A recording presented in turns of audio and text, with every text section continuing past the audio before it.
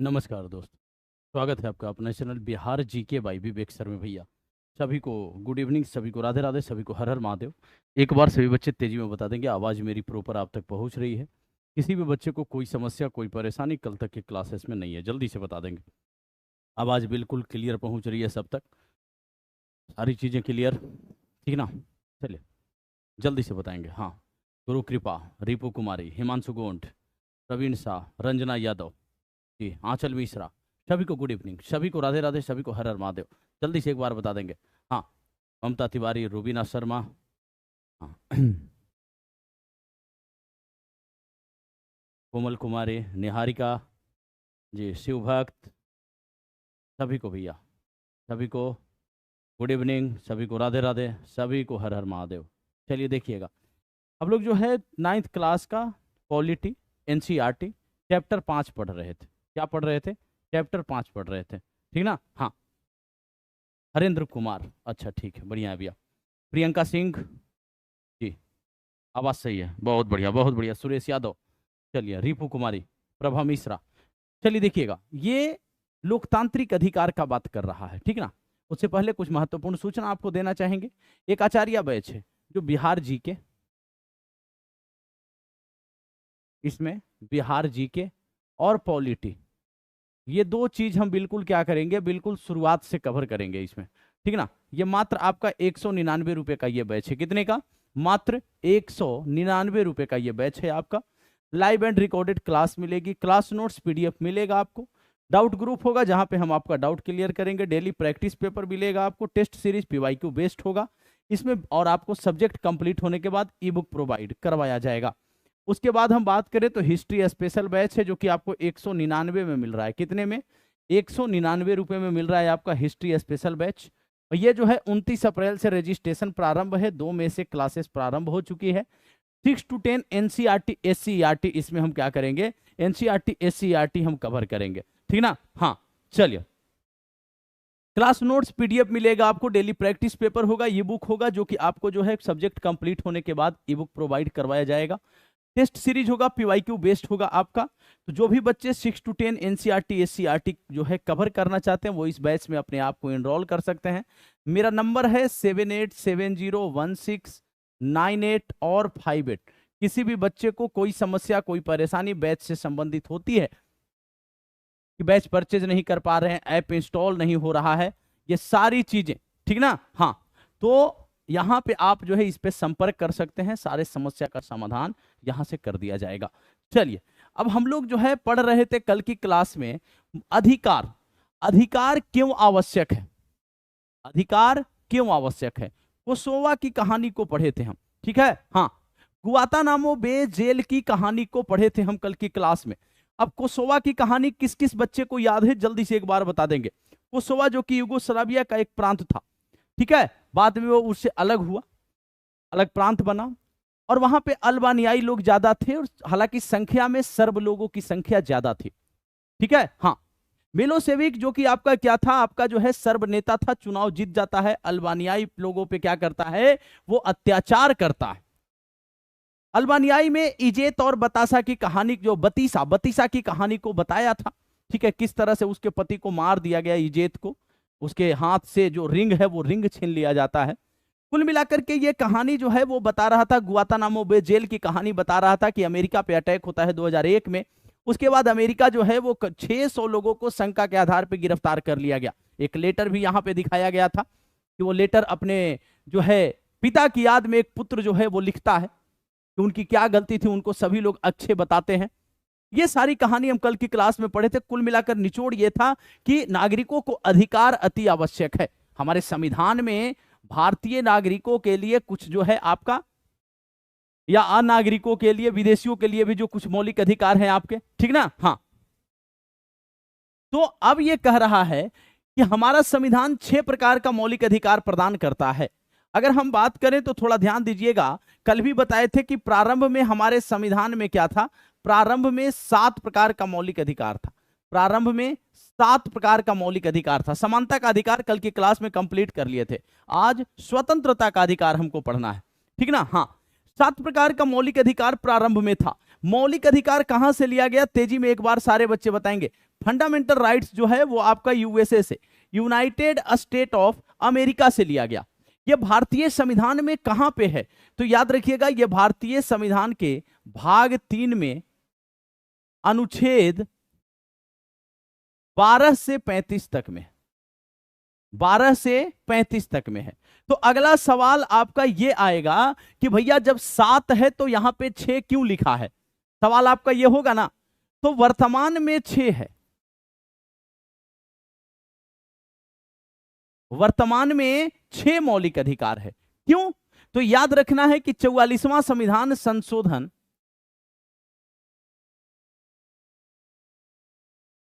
1978 के तहत क्या किया गया, संपत्ति के अधिकार को मौलिक अधिकार से हटा दिया गया।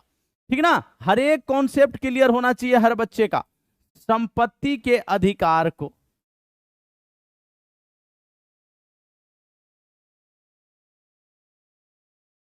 क्या किया गया, मौलिक अधिकार से हटा दिया गया।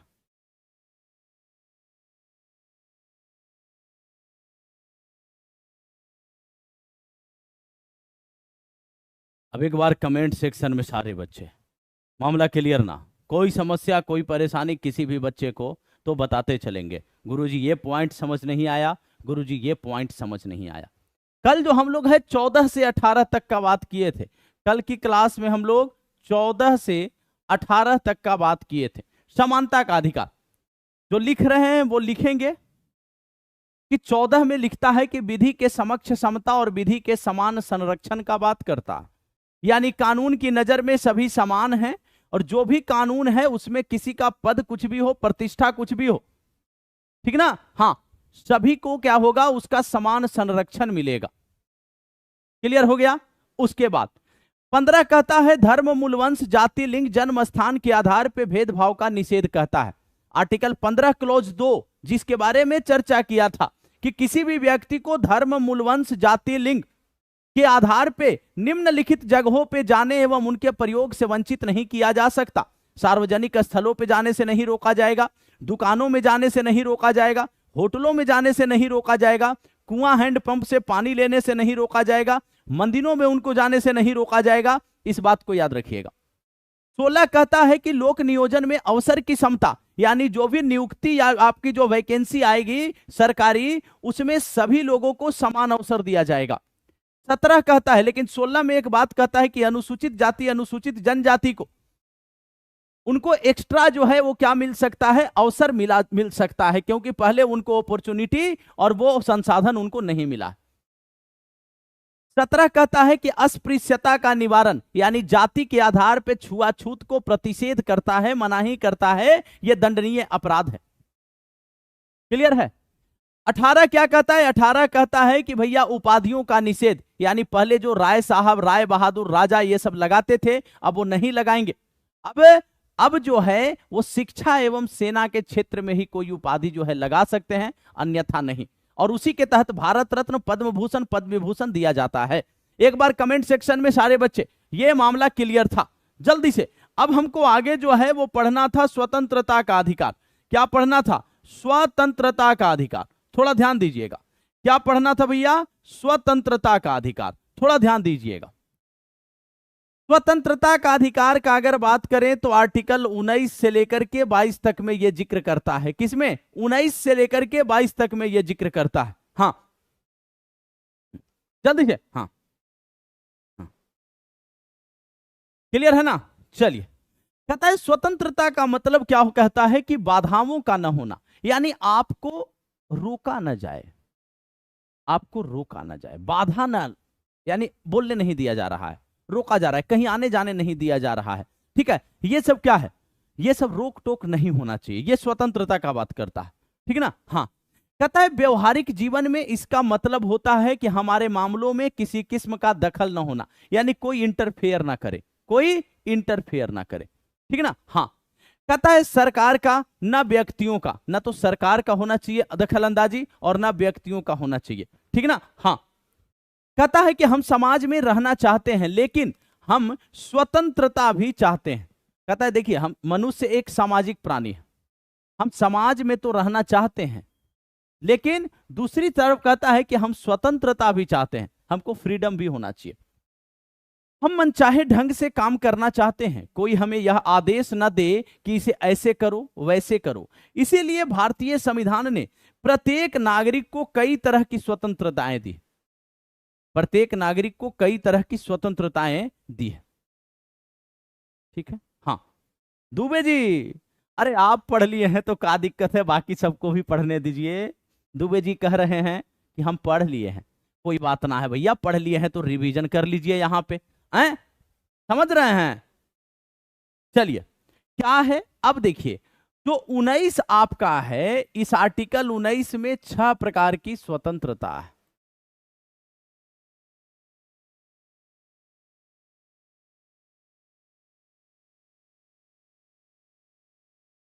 कितने प्रकार की? 6 प्रकार की स्वतंत्रता है, थोड़ा ध्यान दीजिएगा। हाँ क्लियर, हाँ समझ रहे ना। चलिए, हाँ कहता है अभिव्यक्ति की स्वतंत्रता, विचार अभिव्यक्ति की स्वतंत्रता, मतलब इसी को बोला जाता है कि बोलने की आजादी।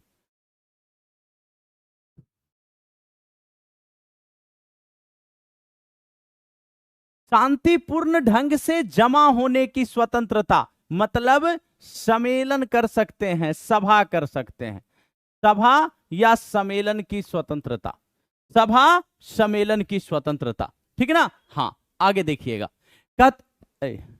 अगला कहता है कि संगठन और संघ बनाने की स्वतंत्रता।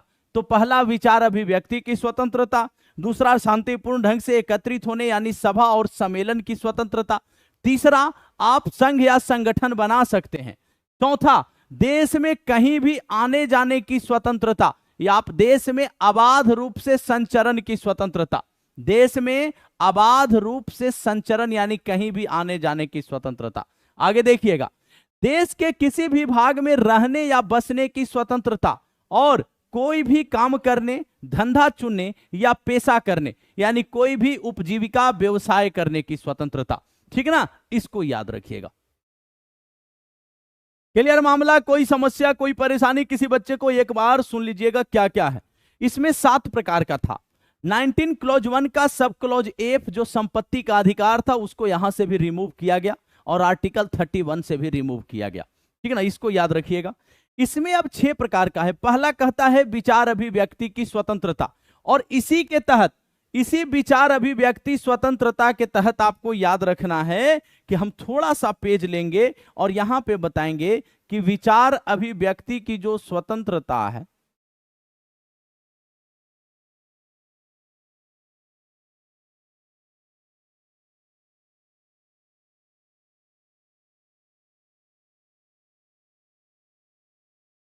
विचार अभिव्यक्ति की जो स्वतंत्रता है, इसके तहत ही याद रखिएगा आप कि आपको बोलने की आजादी, इसी को बोला जाता है।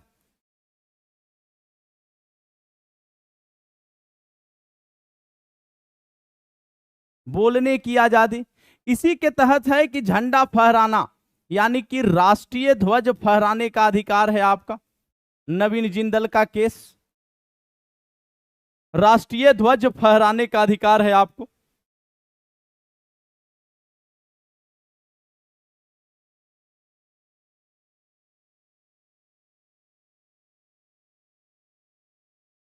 इसी के तहत कहता है मतदाता को जानने की स्वतंत्रता, मतदाता को अपने उम्मीदवार के बारे में जानने की स्वतंत्रता, मतदाता को जानने की स्वतंत्रता या जानने का अधिकार।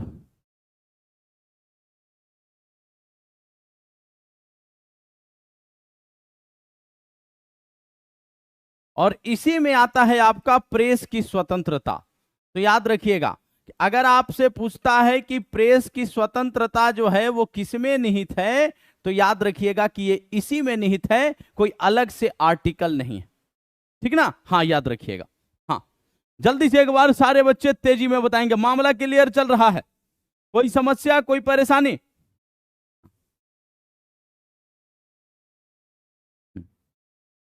जल्दी से एक बार सारे बच्चे, क्लियर मामला, कोई समस्या कोई परेशानी, तो इस पॉइंट को आपको क्या करना है, इस पॉइंट को याद रखना है, ठीक है ना। हाँ चले आगे, आगे देखिएगा। तो ये सब कभी कभी अंदरूनी ये चीज पूछता है, तो इस चीज को याद रखना है। ऊपर ऊपर केवल विचार अभिव्यक्ति की स्वतंत्रता, सभा सम्मेलन संघ बनाने, ठीक है ना, भारत में कहीं भी आने जाने, कहीं भी निवास करने बसने और उपजीविका की स्वतंत्रता। अगर इतना केवल 6 पढ़ के गए हैं, अंदर से पूछेगा। प्रेस की स्वतंत्रता कई बार पूछा गया है, तो याद रखिएगा, ठीक है ना। हाँ थोड़ा सा जैसे आयोग आपके साथ जो है ना घुमा देती है, तो आप पहले से ही घूमे रहिए, आप पहले से ही घूमे रहिए, मतलब पहले से ही 360 डिग्री अपने दिमाग को घुमा के रखिए। पूरा कंटेंट आपके दिमाग में एकदम हर समय मूव करते रहना चाहिए। कहीं से भी आयोग क्वेश्चन पूछे, ठीक है, किसी भी आर्टिकल से पूछे, फंडामेंटल राइट्स है, कहीं से भी आर्टिकल पूछे आराम से लगा लें आप, ठीक ना। हाँ याद रखिए हर नागरिक को यह स्वतंत्रता प्राप्त है। इसका मतलब यह हुआ कि आप अपनी स्वतंत्रता का ऐसा उपयोग नहीं कर सकते जिससे दूसरे की स्वतंत्रता का हनन होता है। हर स्वतंत्रता पे लिमिटेशन लगाया गया है, सीमाएं लगाई गई है, ठीक है ना, सीमाएं लगाई गई है, ये असीमित नहीं है, ठीक है ना। हाँ अब कहता है किसी भी देश में रहने, किसी भी भाग में रहने बसने की स्वतंत्रता, साफ साफ लिखा है कि आप ऐसे क्षेत्र में जो है आने जाना आपका प्रतिबंधित है जिससे जो आपका अनुसूचित जाति अनुसूचित जनजाति जो है इनसिक्योर फील करता है, यानी असुरक्षित महसूस करता है।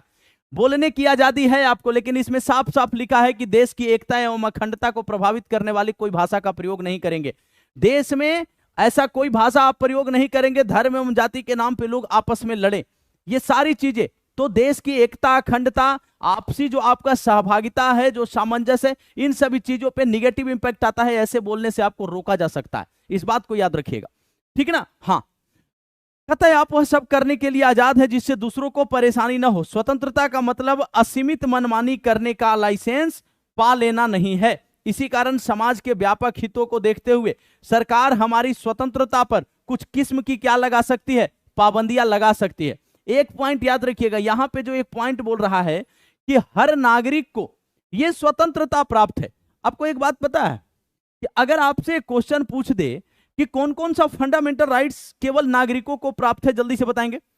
जो 6 फंडामेंटल राइट्स आप पढ़ रहे हैं, जो मौलिक अधिकार है, वो केवल नागरिकों को प्राप्त कौन कौन सा है?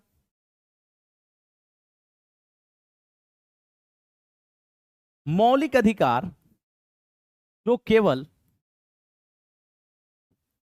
भारतीय नागरिकों को प्राप्त,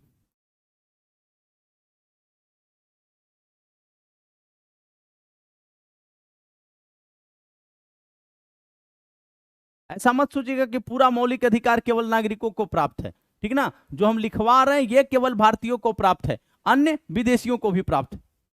हाँ जल्दी से बताएंगे, हाँ जल्दी से। हाँ दाता के 3 गुण, देवे देवे ना देवे, दे लो धन छीन लेवे, आए रिपु कुमारी। यहाँ दोहा पढ़ना है क्लास में, एनसीईआरटी का क्लास चल रहा है, यहाँ दाता का गुण बता रहे हैं, आए जल्दी से बताएंगे। 15, 16, 19, 29 और 30 याद रखिएगा। ये केवल और केवल भारतीय नागरिकों को प्राप्त है, विदेशियों को नहीं।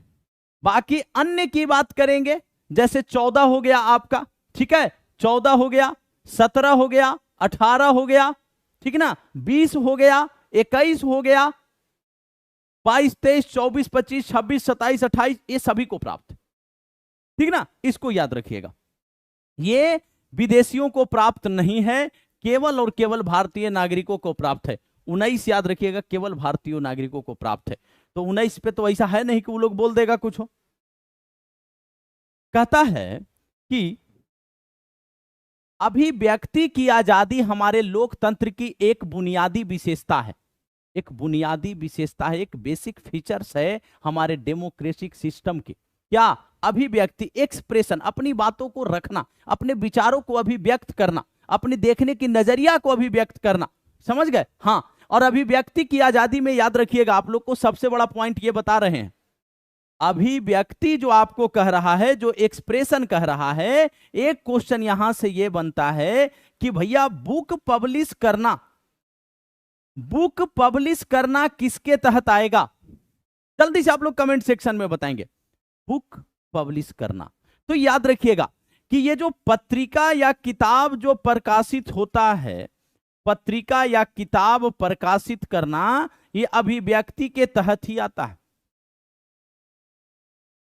यानी अपनी बातों को पत्रिकाओं या किताबों के माध्यम से अभिव्यक्त करना, ये आर्टिकल 19 क्लॉज 1 के सब क्लॉज ए के तहत आता है। तो ये क्वेश्चन भी बन सकता है। हाँ, ये मैसेज, सॉरी, ये जो आपका है ये क्वेश्चन बन सकता है। तो याद रखिएगा अभिव्यक्ति, तो इसका भी आप इस पे भी रोक नहीं लगा सकते हैं, बस उस सीमाओं के अंदर रहना होगा। एकता अखंडता नहीं प्रभावित होनी चाहिए, सौहार्दता बनी रहनी चाहिए, बंधुत्व भ्रातृत्व पे कोई फर्क नहीं पड़ना चाहिए, ठीक है ना। हाँ, इसको याद रखिएगा। कहता है अभिव्यक्ति को आजादी में बोलने, लिखने और कला के विभिन्न रूपों में स्वयं को व्यक्त करना शामिल है। याद रखिएगा अभिव्यक्ति में क्या क्या आता है? बोलना, लिखना और कला, इसके विभिन्न रूपों में, ठीक ना। हाँ, इसके विभिन्न रूपों में। हाँ, कहता है कि दूसरों से स्वतंत्र ढंग से विचार विमर्श और संवाद करके ही हमारे विचार और व्यक्तित्व का विकास होता है। सही बात है। दूसरों से अगर आप फ्री होकर के बातचीत करते हैं तभी आप क्या करेंगे, आपके अंदर जो है एक अलग पर्सनालिटी डेवलप होगा, ठीक ना, व्यक्तित्व का एक विकास होगा। जब तक आप दूसरे से बात नहीं करेंगे, वो कहा जाता है कि कम्युनिकेशन बहुत आवश्यक है, समझ गए, संवाद बहुत आवश्यक है। अपनी बारे में किसी को बताना हो, किसी के बारे में अपने आप को जो है अपने मतलब जानना हो आपको, तो अभिव्यक्ति बहुत आवश्यक है। कम्युनिकेशन गैप हो जाने के बाद आप देखेंगे कि रिश्ता पहले जैसा नहीं रह जाता, तो कम्युनिकेशन बहुत आवश्यक होता है। वही ये कह रहा है कि संवाद करके हमारे विचार और व्यक्तित्व का विकास होता है। आपकी राय दूसरों से अलग हो सकती है, संभव है कि कई सौ लोग एक ही तरह से सोचते हों, तब भी आपको अलग राय रखने और व्यक्त करने की आजादी है। समझिएगा, जैसे मान के चलिए कि 100 लोग कह रहे हैं कि नहीं भैया ये काम सही है, लेकिन आपके नजर में वो काम सही नहीं है, आप उसके बारे में अलग थिंकिंग रखते हैं, तो आप वहां पे अपनी थिंकिंग को एक्सप्रेस कर सकते हैं, क्योंकि आपको विचार अभिव्यक्ति की स्वतंत्रता, ठीक है ना, याद रखिएगा। आप सरकार की किसी नीति से या किसी संगठन की गतिविधियों से असहमति रख सकते हैं। आप देखे होंगे शाम में खाना क्या बनेगा घर में, चावल है, रोटी है, आटा है, नहीं पता, लेकिन एक बार मोबाइल उठा, एक न्यूज देखे, गलती से ट्विटर खोल दिए, फेसबुक इंस्टा खोल दिए, और उसके बाद एकदम लंबा चौड़ा पोस्ट एक डालते हैं, सरकार निरंकुश हो गई है, सरकार जो है वो लोगों पे अत्याचार कर रही है। अब देखे होंगे सरकार की ये पॉलिसी गलत है, मोबाइल हटाए, पता चला कि भैया घर में समवा के चावल नहीं है, लाना पड़ेगा बनाने के लिए, क्योंकि विचार अभिव्यक्ति की स्वतंत्रता है ना।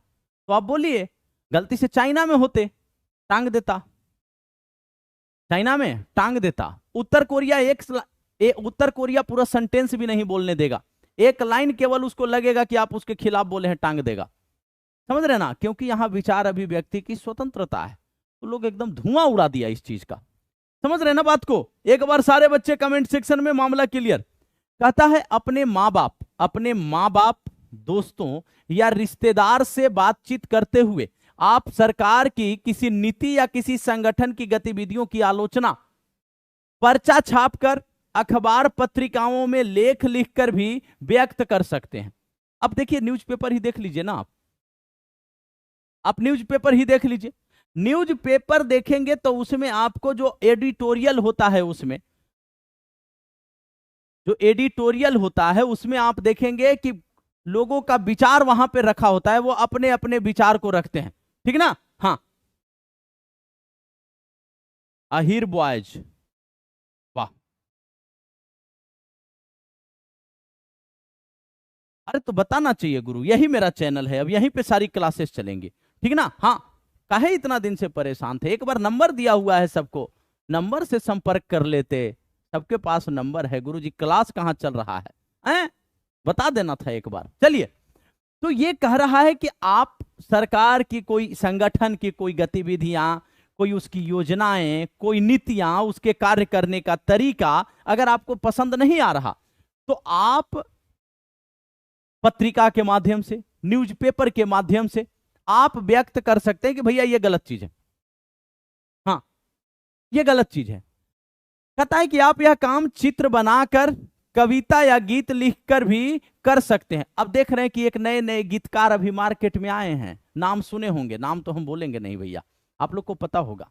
वो आए दिन एकदम बताते रहते हैं, कभी कहते हैं कि चौकीदार ये है, कभी कहते हैं कुछ है, कभी कहते हैं कुछ है? नाम सुने होंगे, समझ गए?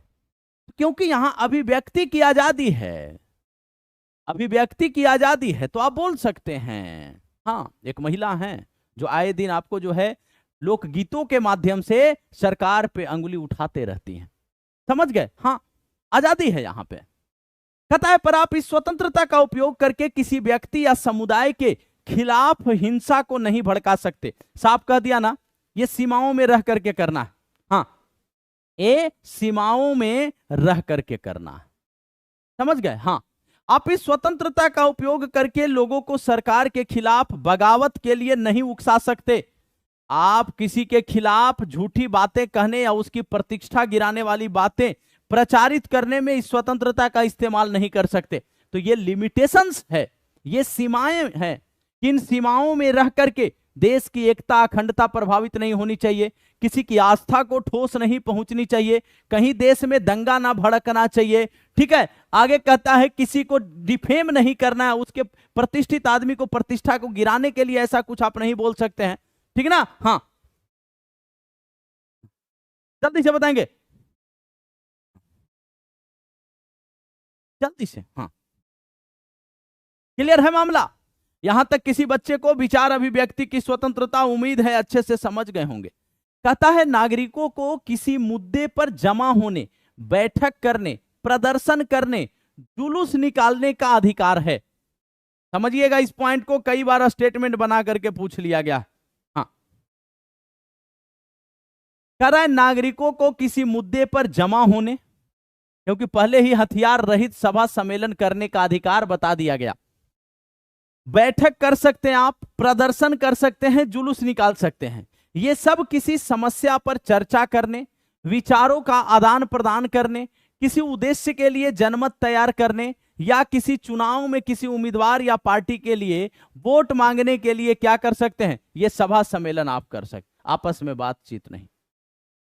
कहता है पर ऐसी बैठकें शांतिपूर्ण होनी चाहिए, इससे सार्वजनिक अव्यवस्था या समाज में अशांति नहीं फैलनी चाहिए। कहता है आप सभा कीजिए, सम्मेलन कीजिए, लेकिन समाज में अव्यवस्था नहीं फैलना चाहिए, समाज की एकता भंग नहीं होनी चाहिए। आप सभा सम्मेलन कीजिए, ठीक है ना? हाँ, इन बैठकों और गतिविधियों में भाग लेने वालों को अपने पास हथियार नहीं रखना चाहिए। निरायुध हथियार रहित सभा एवं सम्मेलन करने का अधिकार है। ठीक है ना? याद रखिएगा।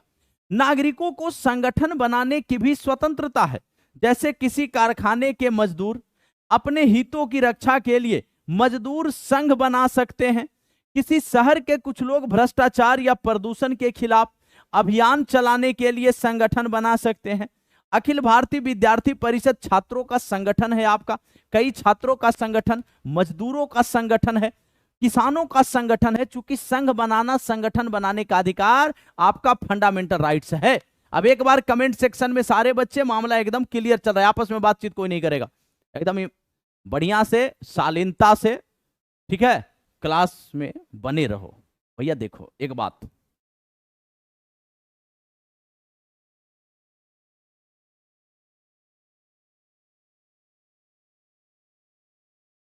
ए राय स्टडी करेगा उसका पोस्टमार्टम है?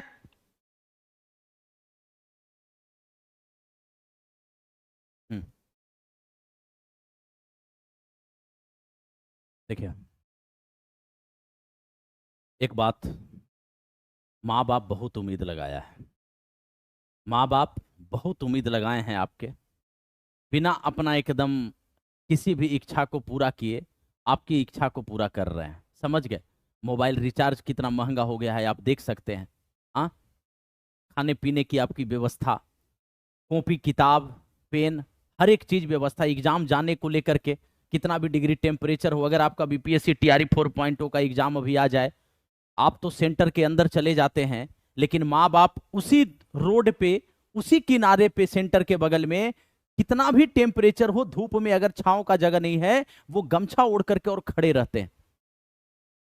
अरे रोना आ जाता है हमको बोल करके। थोड़ा सा सीरियस होइए, थोड़ा सा गंभीरता लाइए अपने अंदर, कि वो व्यक्ति जो अपना हर काम छोड़ करके इस उम्मीद से आपको एग्जाम दिलवाने ले जाता है, अभी आपके ऊपर पैसा खर्चा कर रहा है कि आप सफल होकर के बुढ़ापे में सहारा बनेंगे, समाज में उनका नाम जो है वो आप जो क्या करेंगे, वो जो है उनका समाज में नाम उठाएंगे। थोड़ा सा समझिए बात को, रिक्वेस्ट है सभी से भैया, हाथ जोड़ के रिक्वेस्ट है, टाइम वेस्ट मत करो, आंख के सामने अंधेरा छा जाएगा।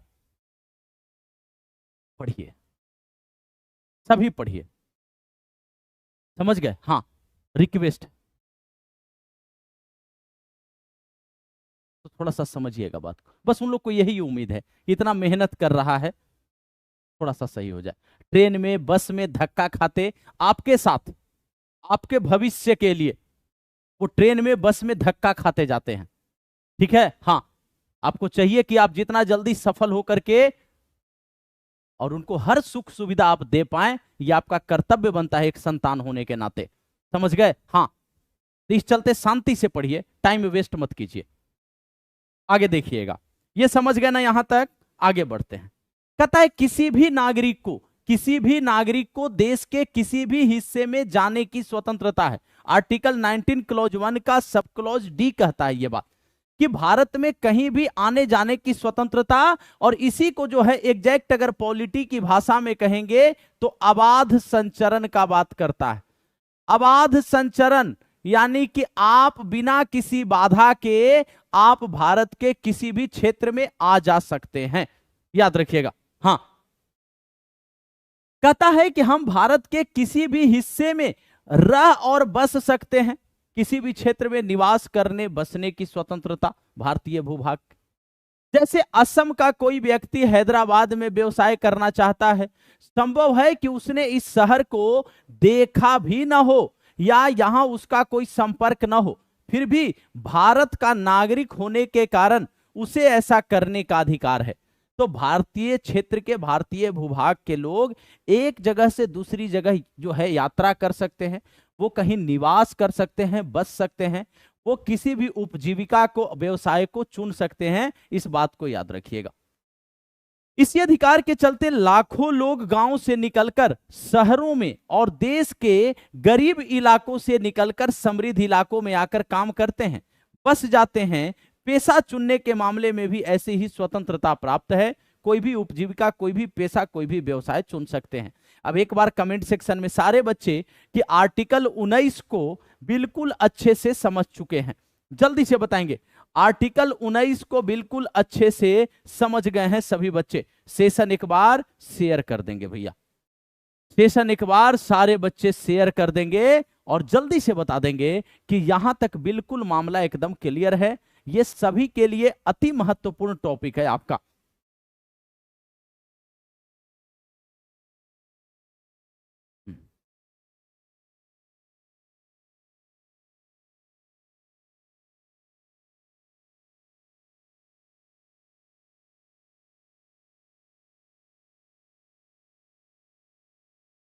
समझ गए बात को? समझ आ रहा है ना सबको? चलिए आगे देखिएगा। आपको कोई भी यह आदेश नहीं दे सकता कि आप सिर्फ यह काम करें या वह। महिलाओं से यह नहीं कहा जा सकता कि फला काम उनके लिए नहीं है। पिछड़ी और कमजोर जातियों के लोगों से नहीं कहा जा सकता कि वे अपने परंपरागत पेशे में ही रहें, परंपरागत पेशे में ही रहें। कोई किसी भी व्यवसाय को चुन सकता है। ऐसा नहीं है कि पंडित जी हैं तो खाली पूजा ही करवाएंगे, ठीक है ना? हाँ, केवल पूजा और श्राद्ध ही नहीं करवा सकते हैं पंडित जी, कोई और काम भी कर सकते हैं, ठीक है। हाँ, नाई है तो ऐसा नहीं है कि केवल वो हजामत ही बनाएगा, और अब ऐसे ही इस चीज को दूर किया जा चुका है, अब पहले जैसा नहीं है कि जो परंपरागत एक ट्रेडिशन मेरे जो पूर्वज करते आए हैं वही हम भी करेंगे। अब ये चेंज हो चुका है, ठीक ना। संविधान कहता है कि किसी भी व्यक्ति को उसके जीने के अधिकार और निजी स्वतंत्रता से वंचित नहीं किया जा सकता, कानून द्वारा स्थापित व्यवस्था को छोड़कर। किस आर्टिकल का बात कह रहा है? यह आर्टिकल 21 का बात कह रहा है। आर्टिकल 21 का बात कह रहा है। आर्टिकल 21 क्या कहता है? विधि के द्वारा स्थापित प्रक्रिया के अलावा कोई भी आपको आपके जीने के अधिकार से वंचित नहीं कर सकता, यानी आपको प्राण एवं दैहिक स्वतंत्रता है, आपको जीने का अधिकार है। समझ गए बात को? हाँ। कहता है कि इसका मतलब है कि जब तक अदालत किसी व्यक्ति को मौत की सजा नहीं सुनाती, उसे मारा नहीं जा सकता। इसका यह भी मतलब है कि कानूनी आधार होने पर ही सरकार या पुलिस अधिकारी किसी नागरिक को गिरफ्तार कर सकता है। अगर वे ऐसा करते हैं तब भी उन्हें कुछ नियमों का क्या करना होगा? पालन करना होगा। तो आर्टिकल 21 वेरी वेरी इंपॉर्टेंट। स्वास्थ्य का अधिकार, स्वच्छ पर्यावरण का अधिकार, ठीक ना, जीने का अधिकार। तो एक बार आर्टिकल 21 हम फिर से लिख दें भैया, आर्टिकल 21। यहां से भी 19 जैसा क्वेश्चन घुमा देगा।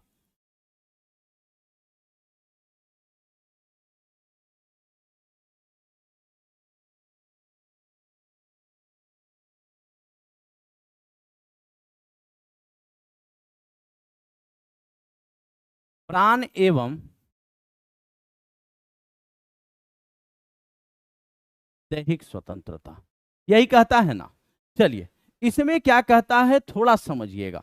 इसमें क्या कहता है थोड़ा समझिएगा इस पॉइंट को। कहता है कि विधि के द्वारा स्थापित प्रक्रिया,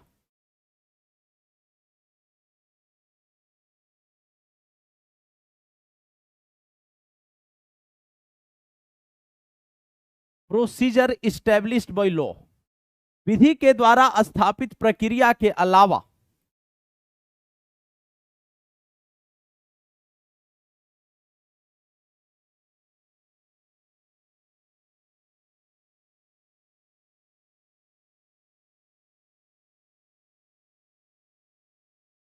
कोई भी आपको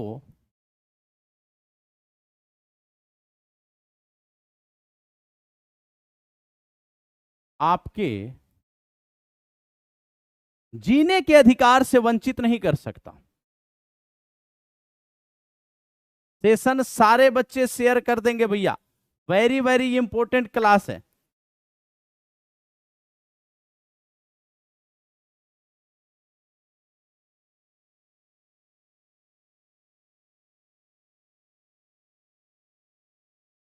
नहीं कर सकता, इस पॉइंट को याद रखिएगा। हाँ, ठीक ना। हाँ, विधि के द्वारा स्थापित प्रक्रिया।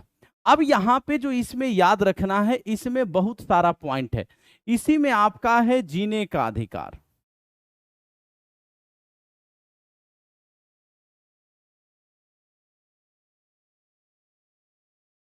इसी में आपका है निजता का अधिकार,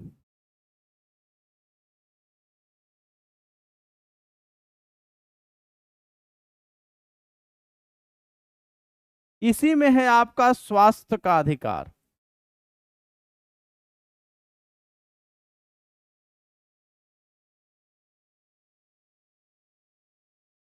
इसी में स्वास्थ्य का अधिकार, इसी में आपका स्वच्छ पर्यावरण का अधिकार।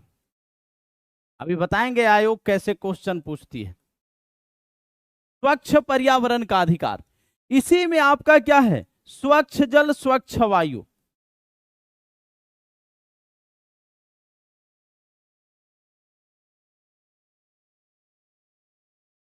स्वच्छ जल स्वच्छ वायु। और ये स्वच्छ जल स्वच्छ वायु बीपीएससी टीआरई 4.0 के दृष्टिकोण से इसलिए महत्वपूर्ण है क्योंकि इसी में एक केस आया था और वो बिहार से संबंधित है, सुभाष कुमार बनाम बिहार राज्य।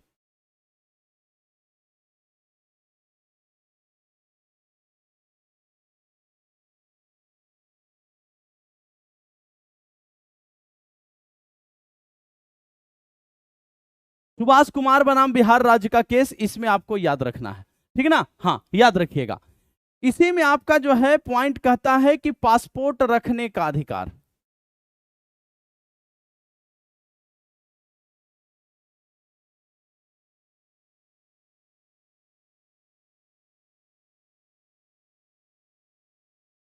इसी में कहता है पासपोर्ट रखने विदेश जाने का अधिकार। इसी में आपको कहता है कि निशुल्क खाद्य सामग्री पाने का अधिकार।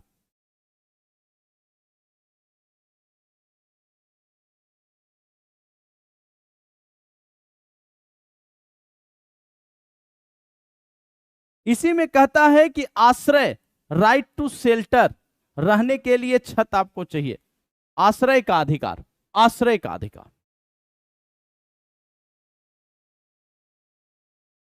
इसी में कहता है खुले में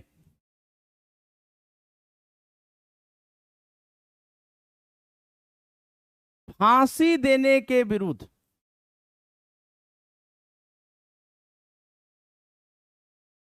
अधिकार। ये संरक्षण है आपको। खुले में ऐसा नहीं है कि कहीं भी चौक पे लटका दिए, नहीं। हाँ, इसमें याद रखिएगा।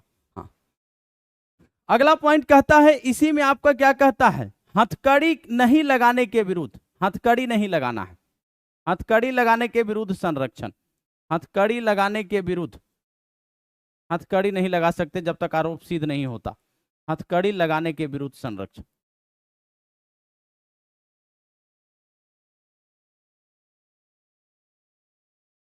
इसी में कहता है, जब मूवी देखते होंगे तो मूवी में आप देखे होंगे, ये मेनका गांधी का केस है भैया, पासपोर्ट रखने वाला।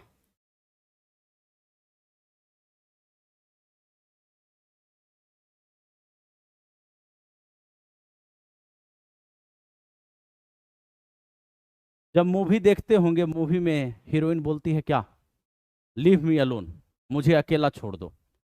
फिर डायरेक्टर कहता है हीरो को कि नहीं मनाओ, फिर वो मनाता है, ठीक ना। हाँ, तो एकांत अवस्था में रहने का अधिकार, किसमें, एकांत अवस्था।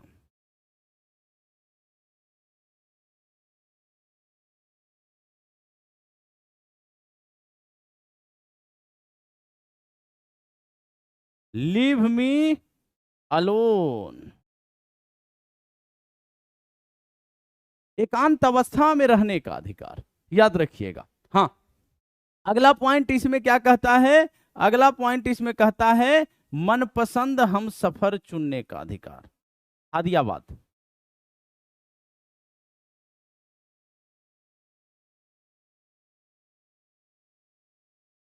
मनपसंद हम सफर चुनने का अधिकार।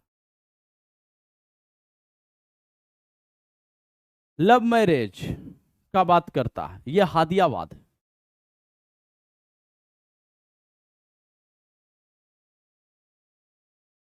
भैया जो कॉम्पिटेटिव पढ़ाए हैं उसमें जल्दी से एक बार सारे बच्चे बताएंगे, कॉम्पिटेटिव में सारी चीजें लिखवाए हैं कि नहीं लिखवाए, जल्दी से कमेंट सेक्शन में बताओ। हाँ, जो कॉम्पिटेटिव हम पढ़ाए हैं उसमें एक एक पॉइंट बताए हैं और हर केस के बारे में बताए हैं।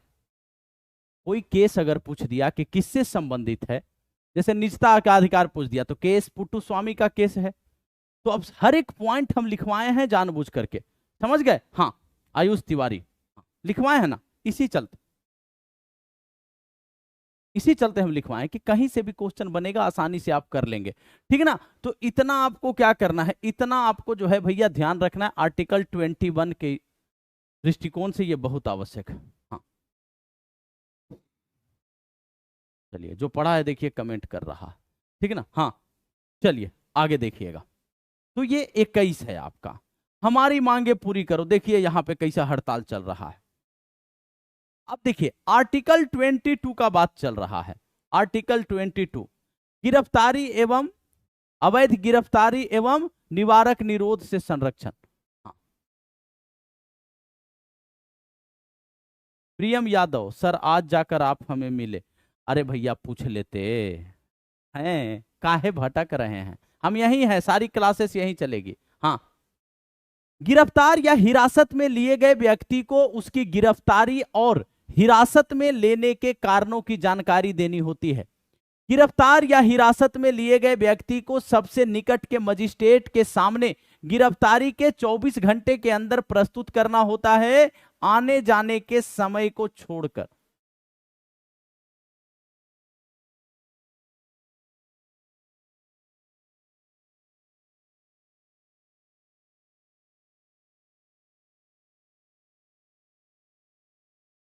आने जाने के समय को छोड़ करके 24 घंटे के भीतर उसको मजिस्ट्रेट के समक्ष प्रस्तुत करना होगा। गुरु कृपा पढ़ा देंगे 10th क्लास का पॉलिटी इसके बाद। तो ये जो आपका पूरा पॉइंट है ये किसमें है? आर्टिकल 22 का बात कर रहा है। आर्टिकल 22 गिरफ्तारी एवं अवैध निरोध से संरक्षण। हाँ ठीक ना। हाँ एक बार सेशन को सारे बच्चे शेयर कर देंगे भैया। देखो सेशन जितना शेयर होगा उतना मेरे अंदर एनर्जी आते रहता, ठीक ना। हाँ जल्दी से एक बार सारे बच्चे, हाँ जल्दी से।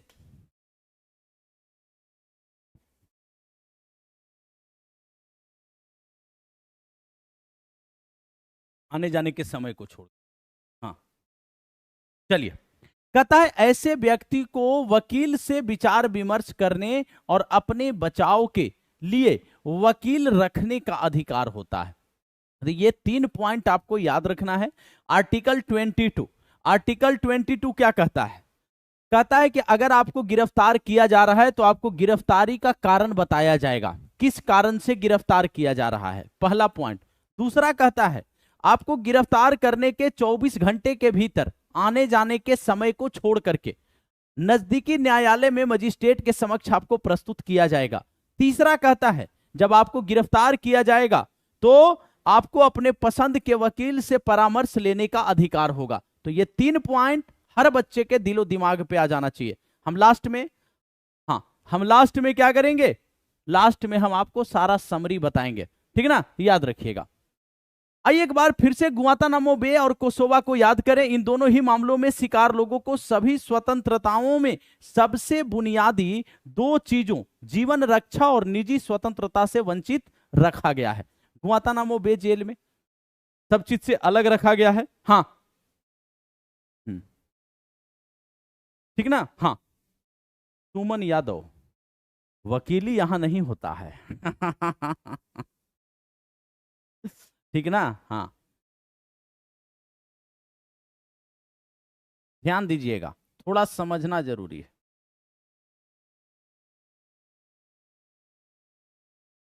अवैध गिरफ्तारी एवं निरोध से संरक्षण, निवारक निरोध।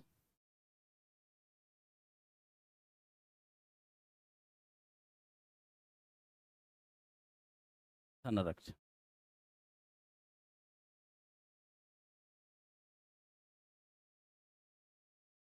आर्टिकल 22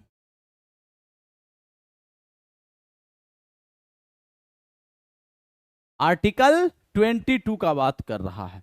हाँ चलिए।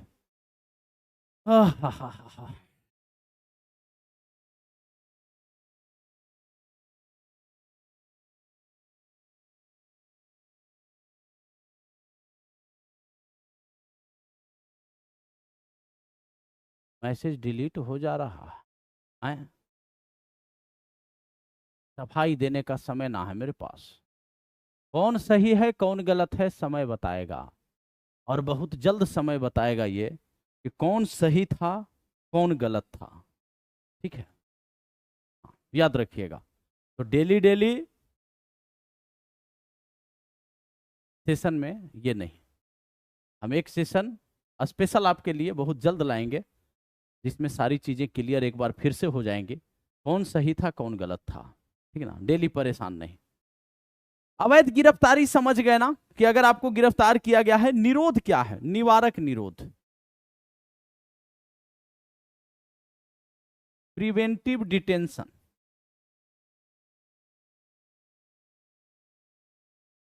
निवारक निरोध क्या है देखिएगा। हाँ निवारक निरोध क्या है ध्यान दीजिएगा थोड़ा सा। निवारक निरोध का बात करता है कि अपराध के पूर्व एक दंडात्मक होता है, एक आपका निवारक होता है। दंडात्मक क्या कहता है? दंडात्मक यानी आप अपराध किए उसके बाद आपको गिरफ्तार करके सजा दे दिया जाएगा, अलग बात है वो, ठीक ना। ये कहता है अपराध करने के पूर्व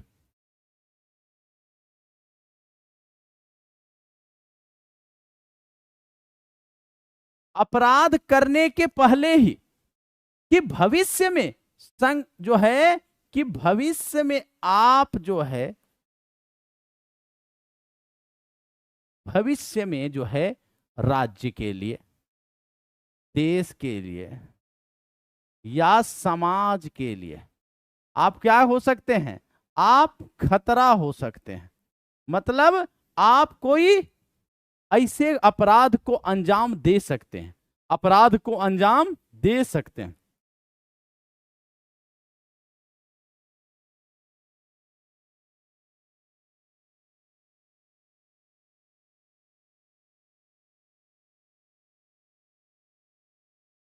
अपराध को अंजाम आप दे सकते हैं, आपको पहले ही उठा लिया जाएगा,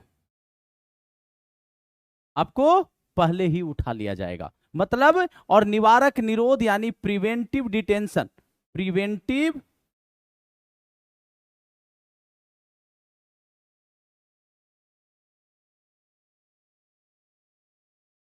डिटेंशन, इसके तहत 3 माह आपको रखा जाएगा, 3 माह तक आपको रखा जाएगा। ये क्वेश्चन पूछा गया, ठीक ना, जल्दी से बताएंगे। तो अगर आप भविष्य में आप खतरा करेंगे, अगर आप भविष्य में खतरा करेंगे तो आपको क्या किया जाएगा, आपको जो है पहले ही उठा लिया जाएगा। ये व्यक्ति ऐसा कर सकता है। 3 माह आपको कस्टडी में रखा जाएगा। 3 माह के बाद अगर आपकी कस्टडी को बढ़ानी है तो हाई कोर्ट के जजों का एक पैनल बैठेगा, वो डिसाइड करेगा कि आपके ऊपर जो शंका जाहिर किया गया है वो सही है या गलत है।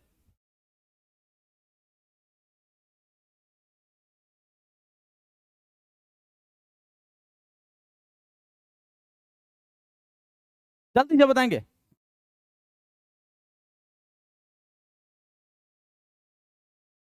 जल्दी से एक बार क्लियर ना मामला। चलिए आगे देखिएगा।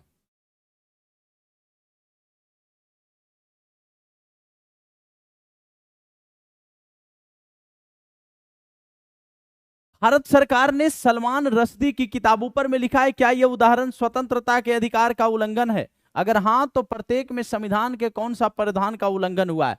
क्वेश्चन को थोड़ा ध्यान से देखिएगा। कहता है कि भारत सरकार ने सलमान रुश्दी की किताब सैटेनिक वर्सेज को इस आधार पर प्रतिबंधित कर दिया कि इसमें पैगंबर मोहम्मद के प्रति अनादर का भाव दिखाया गया और इससे मुसलमानों की भावनाओं को ठेस पहुंच सकती है। विचार अभिव्यक्ति की स्वतंत्रता कहता है, क्या कहता है कि अभिव्यक्ति आपको है, आपको बोलने की आजादी है, लेकिन अगर किसी की आस्था को ठेस पहुंचती है, देश में दंगा होता है आपके बोलने से, आपकी अभिव्यक्ति से, देश की एकता अखंडता बिगड़ती है, तो आपके विचार अभिव्यक्ति की स्वतंत्रता पर क्या होगा, प्रतिबंधित कर दिया जाएगा उसको। ठीक ना, याद रखिएगा। हर फिल्म को सार्वजनिक प्रदर्शन से पूर्व भारत सरकार के सेंसर बोर्ड से प्रमाण पत्र लेना होता है, पर वही कहानी अगर किताब या पत्रिका में छपे तो उस पर ऐसी पाबंदी नहीं है। अब देखे होंगे केंद्रीय, जैसे ही हॉल में देखें, मूवी में देखें, अब जैसे ही देखेंगे आता है फिल्म, उसके पहले क्या लगता है, उसके पहले ही लिखा रहता है, हाँ लिखा रहता है केंद्रीय फिल्म प्रमाणन बोर्ड, यानी कि ये जो है उससे सेंसर बोर्ड से इसको जो है वो पास कर दिया गया है। कुछ वैसा सीन है उसमें जो है अगर समाज में विद्वेष फैलाएगा, ठीक ना, तो उसको वहां से कट कर दिया जाता है, ठीक ना, यानी वहां से सरकार इस बात पर विचार करी कि कुछ खास औद्योगिक क्षेत्र या अर्थव्यवस्था के कुछ क्षेत्रों में काम करने वालों को यूनियन बनाने और हड़ताल पर जाने का अधिकार नहीं होगा। नगर प्रशासन ने माध्यमिक परीक्षाओं के मद्देनजर शहर में रात 10 बजे के बाद सार्वजनिक लाउड स्पीकर के प्रयोग पे पाबंदी लगा दी। एक याद रखिएगा, एक टॉडलर्स केस हुआ था, टॉडलरवाद, टॉडलरवाद हुआ है। टॉडलर्स का अर्थ होता है दूध मुहा बच्चा। क्या होता है? दूध मुहा बच्चा।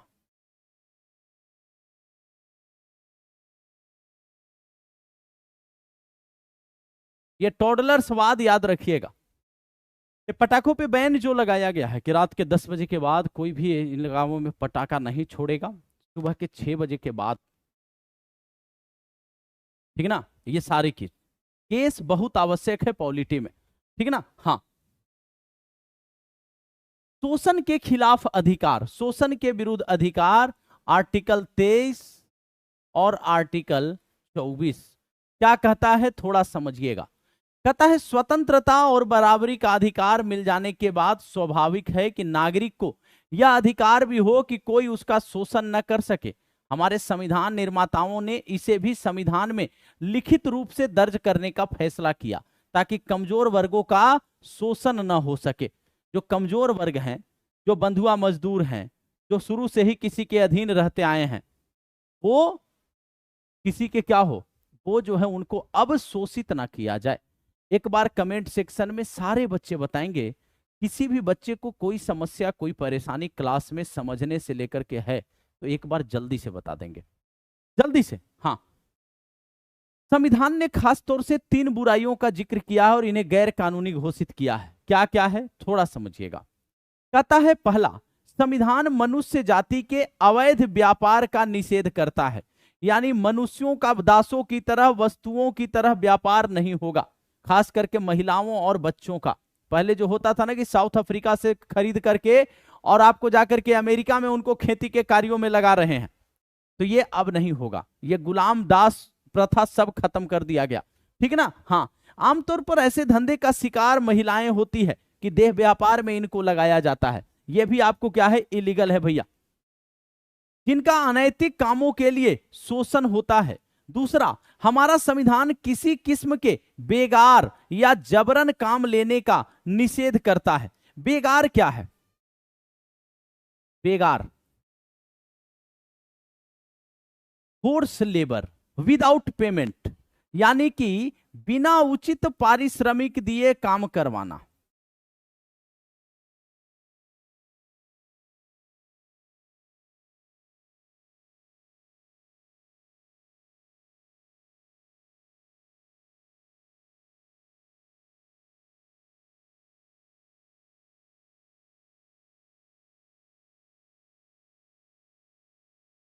अरे एगो दूत आया था, दूत कहां गया भैया? एक दूत अभी आकर के जो वकील बन रहे थे कि वो अच्छे हैं तो वो अच्छे हैं, दूत दिख नहीं रहे हैं। कहाँ है दूत? डेली एक दूत आता है, डेली एक दूत आएगा, मैसेंजर आएगा उधर से कि सर जी ऐसे नहीं ऐसे है, या दूत नहीं भेजना होता है, ठीक है। अब दूत भेज रहे हैं, खुद आ रहे हैं, छोड़ दीजिए, 2 महीना से ऊपर हो गया है, ठीक है। अब दूत को भेजना बंद कर दीजिए, ठीक ना। हाँ, 2 महीना से ऊपर हो गया है, तो अब शांति से क्लास लेने दीजिए, हमको भी, आप भी लीजिए। बेगार प्रथा में मजदूरों को अपने मालिक के लिए मुफ्त या बहुत थोड़े से अनाज वगैरह के लिए जबरन काम करना पड़ता है, तो बिना उचित पारिश्रमिक, 200 रुपया हो रहा है हमारा मजदूरी, 200 रुपया हो रहा है मजदूरी, ठीक है, और 200 रुपया में हम किसी को 50 रुपया देकर के जबरदस्ती काम करवा रहे हैं, तो ये गलत बात है। कहता है जब यही काम मजदूर को जीवन भर करना पड़ जाता है तो उसे क्या कहा जाता है, उसे कहा जाता है बंधुआ मजदूरी, और यह बंधुआ मजदूरी भी निषेध है। क्या है, बंधुआ मजदूरी भी निषेध है। हाँ, बंधुआ मजदूरी भी क्या है, निषेध है, इसको याद रखिएगा आर्टिकल 23 के तहत। चलिए आगे देखिएगा, तीसरा पॉइंट, संविधान बाल मजदूरी का भी निषेध करता है। किसी कारखाने, खदान या रेलवे और बंदरगाह जैसे खतरनाक काम में कोई भी 14 वर्ष से कम उम्र के बच्चे काम नहीं करा सकता। इसी को आधार बनाकर बाल मजदूरी रोकने के लिए अनेक कानून बनाए गए। इसमें बीड़ी बनाना, पटाखा बनाना, दिया सलाई बनाना, प्रिंटिंग और रंगरोगन जैसे कामों में बाल मजदूरी रोकने के कानून शामिल है। बाल श्रम निषेध। हाँ,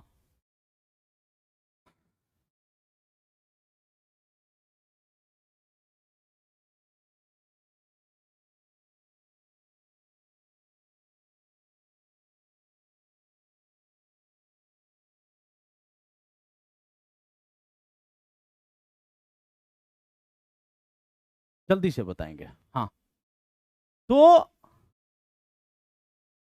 यहां पे थोड़ा ध्यान दीजिएगा, यहां पे बाल श्रम निषेध,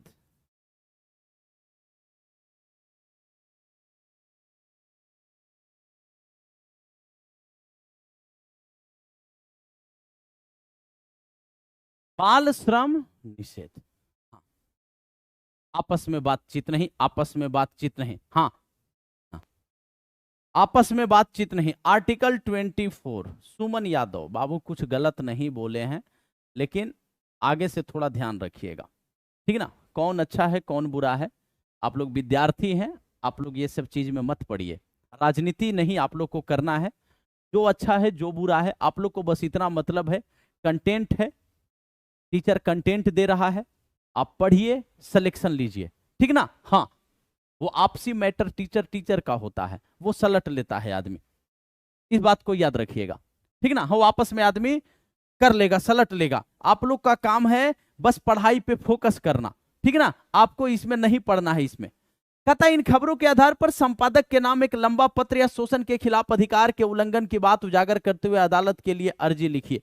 यह सारा का सारा मामला था, ठीक ना। आगे देखिएगा, धार्मिक स्वतंत्रता का अधिकार, थोड़ा ध्यान दीजिएगा। हाँ, धार्मिक स्वतंत्रता का अधिकार 25 से लेकर के 28 तक, 25 से 28। अब इससे पहले इसको शुरू करें, एक बार कमेंट सेक्शन में सारे बच्चे मामला क्लियर चल रहा है, हाँ जल्दी से, हाँ जल्दी से एक बार सारे बच्चे बताएंगे। हाँ, अब सुनिए, एक बार पूरा का पूरा हम रिवीजन कर देते हैं, एक बार पूरा का पूरा रिवाइज हो जाए तो ज्यादा बेटर है, ठीक ना। हाँ,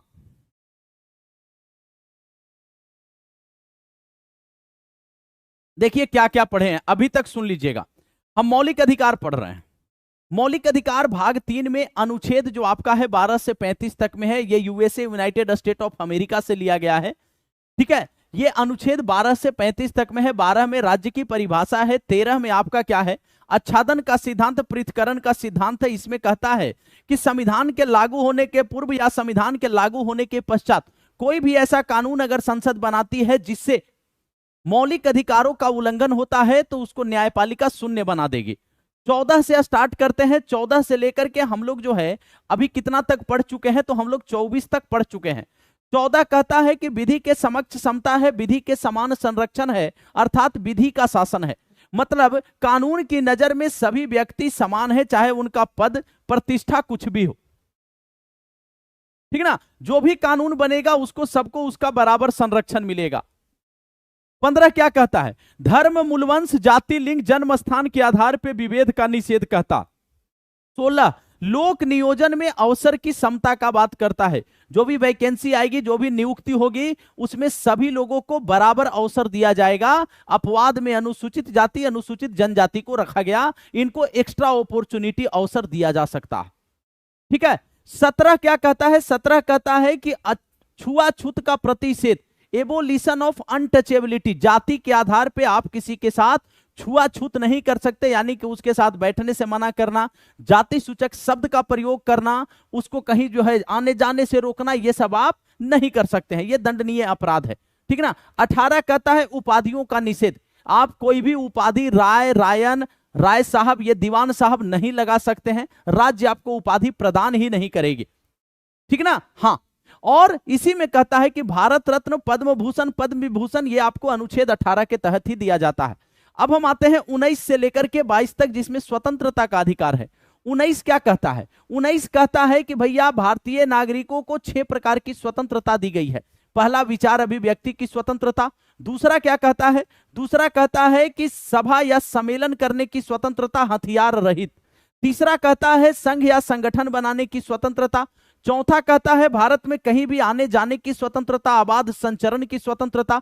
पांचवा कहता है भारत में कहीं भी निवास करने बसने की स्वतंत्रता। और छठा कहता है कोई भी उपजीविका या व्यवसाय चुनने की स्वतंत्रता, ठीक है। उसके बाद हम आते हैं आगे, 20 आपके एनसीईआरटी में नहीं दिया, उसके बाद 21 दे दिया।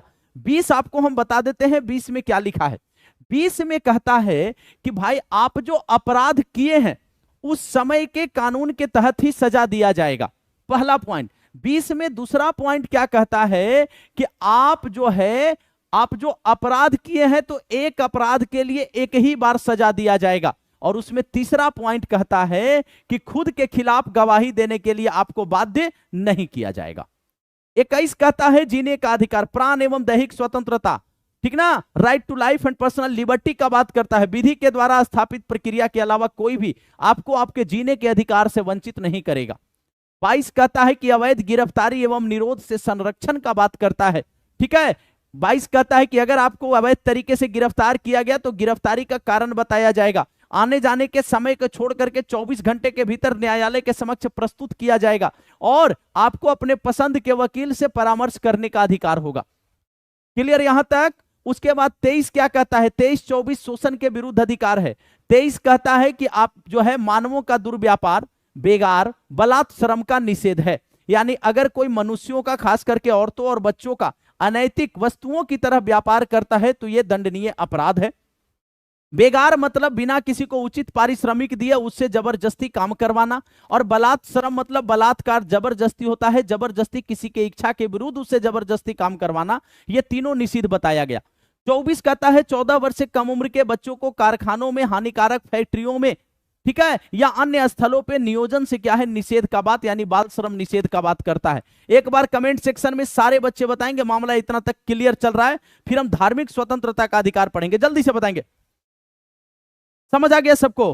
हाँ, पूरा कहानी एकदम ना एज अ स्टोरी टाइप याद रखो। एग्जाम में किसी भी एंगल से पूछे, किसी भी एंगल से पूछे, तुम्हारे अंदर ये टैलेंट होना चाहिए, ये क्षमता होनी चाहिए कि एनालाइज करके उसका आंसर हम लगा देंगे, ठीक ना। हाँ, ये नहीं कि एक लाइन 2 लाइन ही पढ़ करके गए हैं और उतना ही में सोच रहे हैं कि सब कुछ हम कर दें, नहीं। जब टाइम है तो बढ़िया से पढ़ो। क्लियर है ना? बहुत बढ़िया, बहुत बढ़िया। सेशन एक बार शेयर कर देंगे सारे बच्चे। कहता है स्वतंत्रता के अधिकार में धार्मिक स्वतंत्रता का अधिकार भी शामिल है, और इस मामले में भी हमारे संविधान निर्माता खास तरह से चौकस थे। उन्होंने इस स्वतंत्रता को स्पष्ट रूप से अलग दर्ज किया। आप अध्याय 2 में पढ़ चुके हैं कि भारत एक धर्मनिरपेक्ष है। धर्मनिरपेक्ष का अर्थ क्या है, जल्दी से बताएंगे। धर्मनिरपेक्ष का अर्थ क्या है?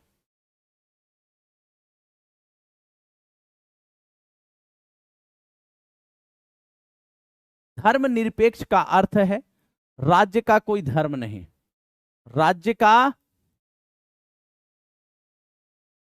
का कोई धर्म नहीं है, ठीक ना। सभी धर्मों का समान सम्मान होगा, सभी धर्म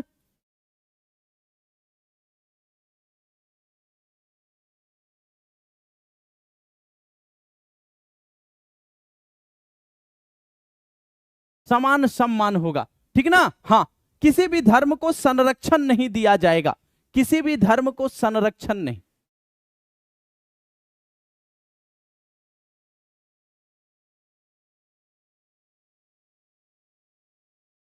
किसी भी धर्म को संरक्षण नहीं दिया गया है, ठीक ना, याद रखिएगा। कहता है विश्व के अन्य देशों के समान भारत के अधिकांश लोग अलग अलग धर्म को मानते हैं, कुछ लोग किसी भी धर्म को नहीं मानते। धर्मनिरपेक्षता इस सोच पर आधारित है कि शासन का काम व्यक्तियों के बीच के मामलों को ही देखना है, व्यक्ति और ईश्वर के बीच के मामलों को नहीं। जो सरकार है हमारी वो देखेगी व्यक्ति व्यक्ति के बीच में सही से रह रहा है कि नहीं रह रहा, ठीक है ना। अब एक व्यक्ति किस धर्म का पालन कर रहा है, उसके अपने जो है इष्ट के साथ किस प्रकार के जो है वो अनुष्ठान कर रहा है, अंतःकरण की स्वतंत्रता क्या है, उसका धर्म किस धर्म को मान रहा है, अपने धर्म का प्रचार कर रहा है, इसमें दखल अंदाजी सरकार नहीं करेगी।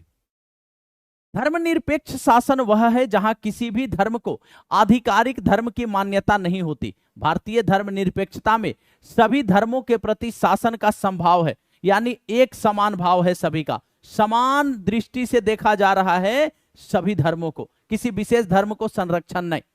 धर्म के मामले में शासन को सभी धर्मों से उदासीन और निरपेक्ष होना चाहिए, तो धर्म के मामलों में राज्य कोई हस्तक्षेप नहीं करेगी। हाँ, चलिए आगे देखिएगा। हर किसी को अपना धर्म मानने, उस पर आचरण करने और उसका प्रचार करने का अधिकार है। याद रखिएगा, आप किसी भी धर्म को मान सकते हैं, आप किसी भी धर्म को मान सकते हैं, ठीक है, आप किसी भी धर्म का प्रचार कर सकते हैं, मतलब जिस धर्म को आप मान रहे हैं। जबरदस्ती जबरदस्ती अगर आपको कोई धर्मांतरण करवा रहा है यानी दूसरे धर्म में परिवर्तित, ये अपराध है। स्वेच्छा से आप किसी भी धर्म को स्वीकार कर लीजिए, कोई दिक्कत नहीं। हर धार्मिक समूह या पंथ को अपने धार्मिक कामकाज का प्रबंधन करने की आजादी है। धार्मिक मामलों के प्रबंधन की स्वतंत्रता, अनुच्छेद 26। आप अपने धार्मिक मामलों के प्रबंधन के लिए चल एवं अचल संपत्ति व्यवस्थित कर सकते हैं, इकट्ठा कर सकते हैं और उसका विधिवत प्रशासन चला सकते हैं, यह अनुच्छेद 26 कहता है। ठीक ना, कहता है पर अपने धर्म का प्रचार करने के अधिकार का मतलब किसी को झांसा देकर, फरेब करके, लालच देकर उससे धर्म परिवर्तन कराना नहीं है। निसंदेह व्यक्ति को अपनी इच्छा से धर्म परिवर्तन करने की आजादी है। अब किसी को बोल दिए कि भैया ऐसे धर्म परिवर्तन कराना है, ऐसे धर्म परिवर्तन, आपको हम ये इतना पैसा देंगे, आपको हम इतना संपत्ति दे रहे हैं, आप ऐसे कीजिए ऐसे कीजिए, नहीं। ये धर्म परिवर्तन अगर लोभ देकर के आप करवाते हैं तो आपका क्या है, आप जो है ये गलत कर रहे हैं, ये अपराध कर रहे हैं। अगर स्वेच्छा से कोई धर्म परिवर्तन कर ले वो अलग बात है। क्लियर सभी का? जल्दी से एक बार कमेंट सेक्शन में सारे बच्चे बताएंगे। कहता है अपना धर्म मानने और उसके अनुसार आचरण करना अर्थ यह भी है या नहीं है कि व्यक्ति अपने मन के अनुसार जो चाहे सो करे। कोई आदमी देवता या कथित अदृश्य शक्तियों को संतुष्ट करने के लिए नर बलि या पशु बलि नहीं दे सकता। अब आप देखे होंगे कि कोई कोई व्यक्ति क्या करता है कि भैया काली माता को खून चाहिए तो इसके लिए बलि दे दो, इसके लिए बलि दे दो। तो आप किसी पशु की बलि, किसी व्यक्ति की नर बलि दे रहे हैं कि हमारे देवता प्रसन्न होंगे, तो इसकी जो है ये आजादी नहीं है। कहता है औरतों को कमतर मानने या औरतों की आजादी का हनन करने वाले धार्मिक रीति रिवाजों पर आचरण करने की अनुमति नहीं है। जैसे कोई जबरदस्ती किसी विधवा का मुंडन नहीं करा सकता या उसे सिर्फ सफेद कपड़े पहनने के लिए मजबूर नहीं कर सकता। याद रखिएगा, कोई विधवा है यानी जिसका पति नहीं है तो कितना लोग उसका सर मुड़वा देता है, कितना बोलता है कि ये व्हाइट कलर का ही कपड़ा पहनेगी। हाँ, तो ये गलत है, इसकी आजादी, इसकी जो है इजाजत संविधान नहीं देता है।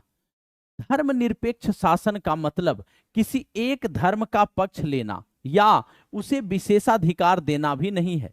ना ही ऐसा शासन किसी व्यक्ति को उसकी धार्मिक मान्यताओं के कारण सजा दे सकता है या उसके साथ भेदभाव कर सकता है। ठीक ना, किसी भी धर्म का पक्ष नहीं लेना है। हाँ, किसी भी धर्म का पक्ष नहीं, सबको बराबर यानी एक दृष्टि से सभी धर्मों को समझा जाएगा। एक बार कमेंट सेक्शन में सारे बच्चे, मामला बिल्कुल क्लियर है। संस्था को बढ़ावा देने या उसके रख रखाव के लिए कर देने के लिए किसी व्यक्ति को मजबूर नहीं कर सकती। याद रखिएगा आर्टिकल 17 आर्टिकल 27 कहता है कि राज्य आप पे कोई ऐसा कर नहीं लगाएगी जिससे प्राप्त आय किसी धर्म विशेष की उन्नति में क्या किया जाएगा, खर्च किया जाएगा। ठीक है ना, इसको याद रखिएगा। कहता है सरकारी शैक्षिक संस्थानों में किसी किस्म का धार्मिक निर्देश नहीं होना चाहिए।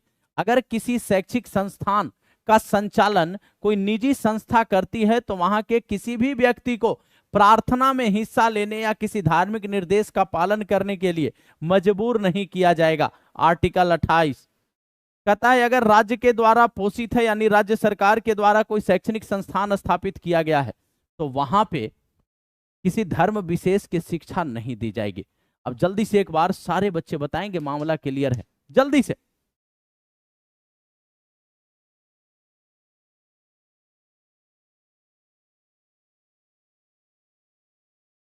जल्दी से बताएंगे, क्लियर मामला। सेशन एक बार सारे बच्चे शेयर कर देंगे भैया।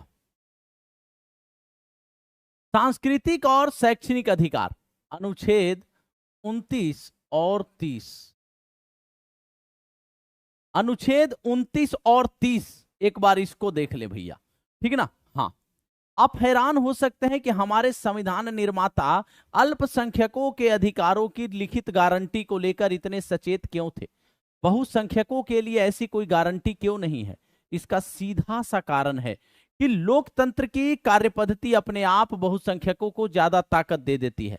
अल्पसंख्यकों को ही भाषा, संस्कृति और धर्म के विशेष संरक्षण की जरूरत होती है, अन्यथा वे बहुसंख्यकों की भाषा, धर्म और संस्कृति के प्रभाव में पिछड़े चले जाएंगे। इसी के चलते संविधान अल्पसंख्यकों के सांस्कृतिक और शैक्षिक अधिकारों को स्पष्ट करता है।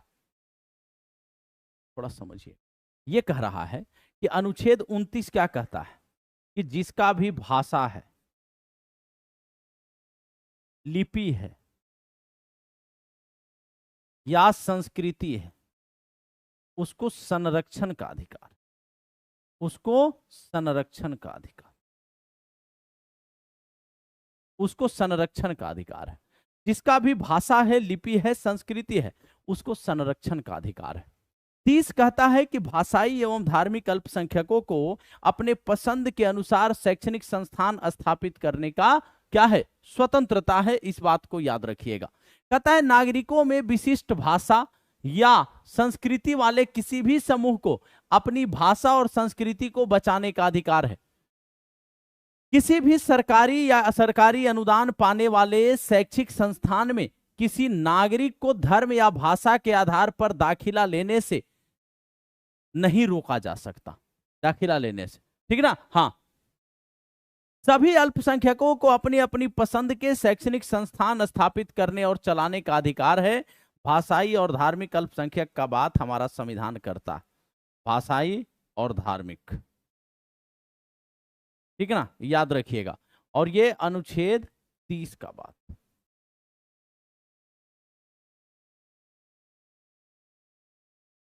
यहां अल्पसंख्यक का अर्थ राष्ट्रीय स्तर पर धार्मिक अल्पसंख्यक भर नहीं है। किसी स्थान पर एक खास भाषा को बोलने वालों का बहुमत होगा, वहां अलग भाषा बोलने वाले अल्पसंख्यक होंगे। जैसे आंध्र प्रदेश में तेलुगु बोलने वालों का बहुमत है, पर कर्नाटक में वे अल्पसंख्यक है। पंजाब में सिख बहुसंख्यक है, पर राजस्थान, हरियाणा और दिल्ली में क्या है, वे अल्पसंख्यक हैं। हाँ, तो भैया ये आचार्य सीरीज का जो ये रात में 8 बजे जो एनसीईआरटी एससीईआरटी सीरीज चल रहा है, अगर आप लोगों को पसंद आ रहा है तो अच्छी बात है, और नहीं तो ये सीरीज आज के बाद शायद ना मिले। आज 9th क्लास का लास्ट चैप्टर हो जाएगा आपका, ठीक है, ये 5th चैप्टर है, तो शायद आज के बाद ये 8 बजे वाला सीरीज आपका, क्योंकि आपके अंदर वो एक्साइटमेंट, वो जुनून किसी बच्चे के अंदर हम नहीं देख रहे हैं। हाँ, चलिए तो कंप्लीट किया जाए इसको। हमें ये अधिकार कैसे मिल सकते हैं? यद्यपि अधिकतर अधिकार गारंटी की तरह है। अधिकार क्या है? एक गारंटी है, एक गारंटी है, ठीक ना। हाँ, तब भी ये हमारे किसी काम के नहीं अगर इन गारंटियों को मानने और लागू करने वाला ना हो। संविधान में दिए गए मौलिक अधिकार महत्वपूर्ण है। कहता है ये एक गारंटी है, ये एक गारंटी है, ठीक है। हाँ, और ये एक गारंटी है, तो कहने का अर्थ है कि ये गारंटी तब तक गारंटी नहीं माना जाएगा जब तक इसको लागू करने वाला कोई ना हो, जब तक इसको लागू करने वाला कोई ना हो। तो लागू करने वाला अति आवश्यक है। अब कहीं लिखा पढ़ी हो गया कि ये चीज होना चाहिए और वो चीज हो नहीं रहा है, तो ये तो गलत बात है। तो होना चाहिए तभी ये माना जाएगा। हाँ,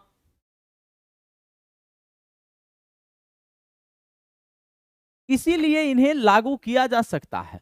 हमें उपयुक्त अधिकारों को लागू कराने की मांग करने का अधिकार है। हमारे पास उन्हें लागू कराने के उपाय हैं। इसे संवैधानिक उपचार का अधिकार कहा जाता है, यानी आर्टिकल 32।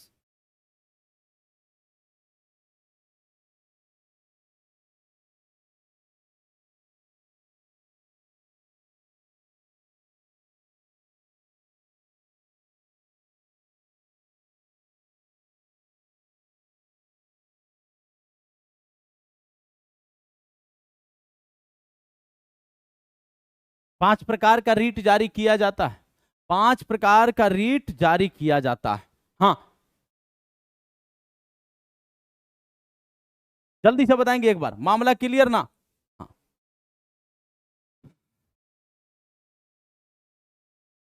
मामला क्लियर। तो संवैधानिक उपचारों का अधिकार आर्टिकल 32, इसी को संविधान का हृदय एवं आत्मा बोला गया।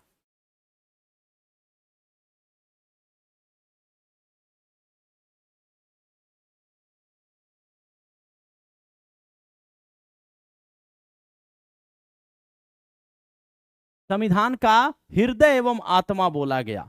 और ये जो आपका है किसके द्वारा, तो भीमराव अंबेडकर के द्वारा।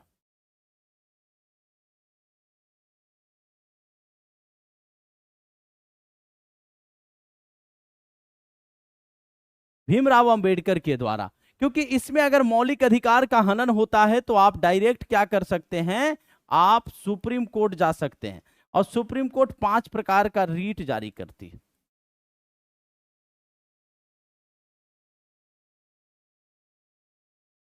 पांच प्रकार का रीट जारी करती है सुप्रीम कोर्ट, ठीक है ना। हाँ, कहता है यह भी एक मौलिक अधिकार है, यह अधिकार अन्य अधिकारों को क्या करता है, प्रभावी बनाता है। यानी कि एक गारंटी है ना, अब 5 मौलिक अधिकार ऊपर में दिया गया है, सब हनन हो जाए, किसी को कोई मौलिक अधिकार ना मिले, तो एक 32 में लास्ट में यह कह दिया गया कि अगर कोई हनन होता है, कोई भी करे, सरकार करे, निगम करे, व्यक्ति करे, राज्य करे, कोई भी करे, आप न्यायपालिका आपको इसको पुनः लागू करवाएगी, ये आपको गारंटी है। इसी चलते इसको संविधान का हृदय एवं आत्मा बोले हैं कि सबसे इंपॉर्टेंट पॉइंट पूरे फंडामेंटल राइट्स का यही है कि भाई अगर 5 का ऊपर में वायलेशन होता है तो इसके तहत आप डायरेक्ट जा सकते हैं सुप्रीम कोर्ट और पुनः लागू करवा दिया जाएगा। चलिए, कहता है संभव है कि कई बार हमारे अधिकारों का उल्लंघन कोई और नागरिक या कोई संस्था या फिर स्वयं सरकार ही कर रही हो, पर जब इनमें से हमारे किसी भी अधिकार का उल्लंघन हो रहा हो तो हम अदालत के जरिए उसे रोक सकते हैं, इस समस्या का निदान पा सकते हैं। अगर मौलिक अधिकारों का मामला हो तो हम सीधे सर्वोच्च न्यायालय या किसी राज्य के उच्च न्यायालय में जा सकते हैं। आर्टिकल 32 के तहत हम कहां जा सकते हैं, आर्टिकल 32 के तहत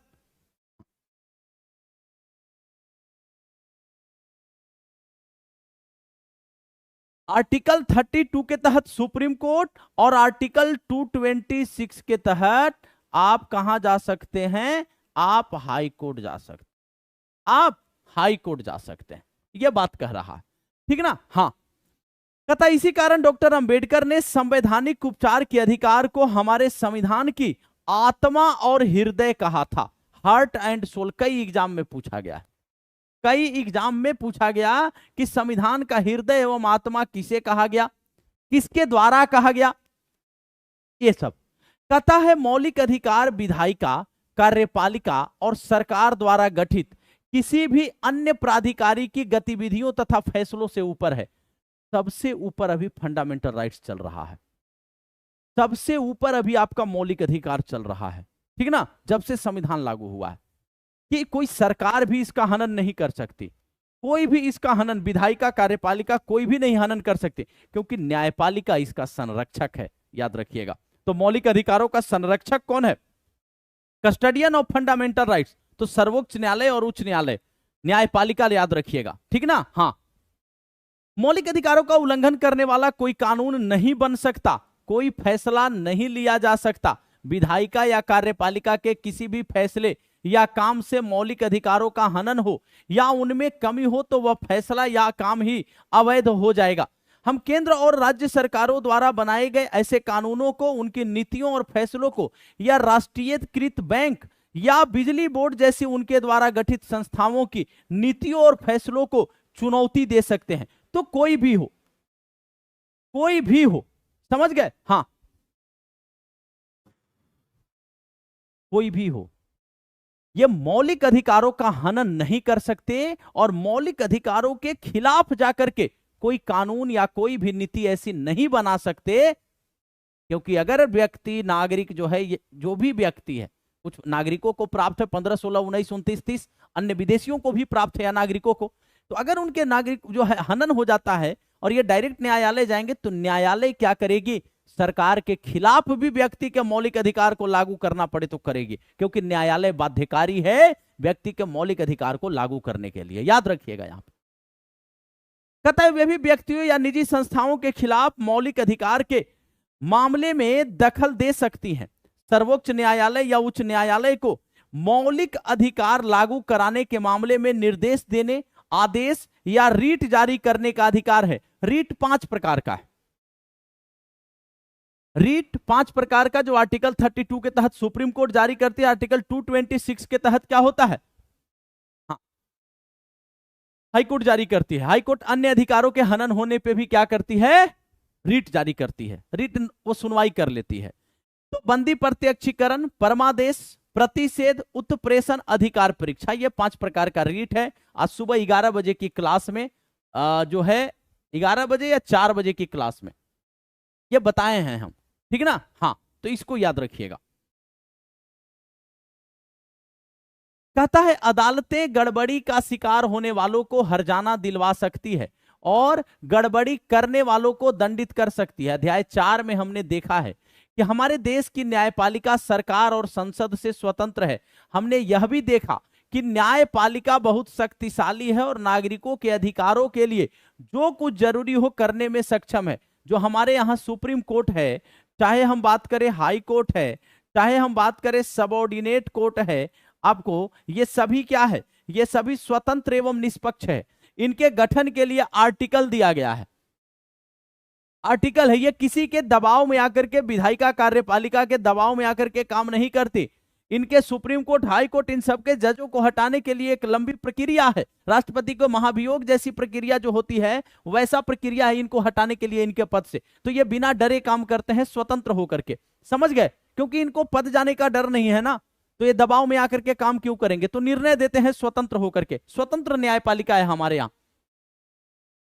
मौलिक अधिकारों के हनन के मामले में कोई भी पीड़ित व्यक्ति न्याय पाने के लिए तुरंत अदालत में जा सकता है, पर अब अगर मामला सामाजिक या सार्वजनिक हित का हो तो ऐसे मामलों में मौलिक अधिकारों के उल्लंघन को लेकर कोई भी व्यक्ति अदालत में जा सकता है। ऐसे मामलों को जनहित याचिका के माध्यम से उठाया जाता है, जिसको पीआईएल बोला जाता है। पीआईएल 1980 के दशक में आया है, 1980 के दशक में ये आया है।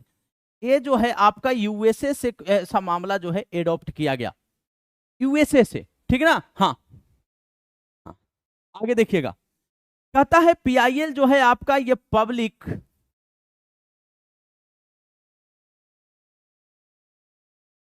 Interest litigation. कोई ऐसा समुदाय है, कोई ऐसा व्यक्ति है, कोई ऐसा समाज है जिसके मौलिक अधिकार का हनन हो रहा है, या उसके जो है सरकारी नीतियों योजनाओं का लाभ नहीं मिल पा रहा है और वो सामाजिक, शैक्षणिक, आर्थिक रूप से पिछड़ा हुआ है, स्वयं न्यायालय नहीं जा सकता है। तो ये जो सामाजिक कार्यकर्ता होते हैं या कोई अन्य समुदाय के व्यक्ति हैं, ये सभी उठा करके क्या करेंगे, उनके मामलों को, उनके लिए एक याचिका जो न्यायालय में लगाएंगे ताकि उनके अधिकारों का हनन न हो, उनके अधिकार उनको मिले, उनको योजनाओं नीतियों का क्या हो, उनको लाभ मिले। इसी को पीआईएल बोला जाता है, public interest litigation. PN Bhagwati जो है उनका नाम याद रखना है कि उस समय ये न्यायाधीश थे। इसमें कोई भी व्यक्ति या समूह सरकार के किसी कानून या काम के खिलाफ सार्वजनिक हितों की रक्षा के लिए सर्वोच्च न्यायालय या किसी उच्च न्यायालय में जा सकता है। ऐसे मामले जज के नाम पोस्टकार्ड पर लिखी अर्जी के माध्यम से भी उठाए जा सकते हैं। अगर न्यायाधीशों को लगे कि सचमुच इस मामले में सार्वजनिक हितों पर चोट पहुंच रही है, वे मामले को विचार के लिए स्वीकार कर सकते हैं। तो कोई भी व्यक्ति यहाँ पे, और सुप्रीम कोर्ट, हाई कोर्ट में ये आपका जनहित याचिका दायर किया जा सकता है और फिर जजों के द्वारा इस पे सुनवाई की जाती है, ताकि लोगों को क्या हो, लोगों को भैया मतलब शोषित न किया जा सके। अब यहां पे कह रहा है राष्ट्रीय मानवाधिकार आयोग। राष्ट्रीय मानवाधिकार आयोग क्या है, थोड़ा सा समझिएगा। अब एक बार तेजी में सारे बच्चे बताएंगे। हाँ,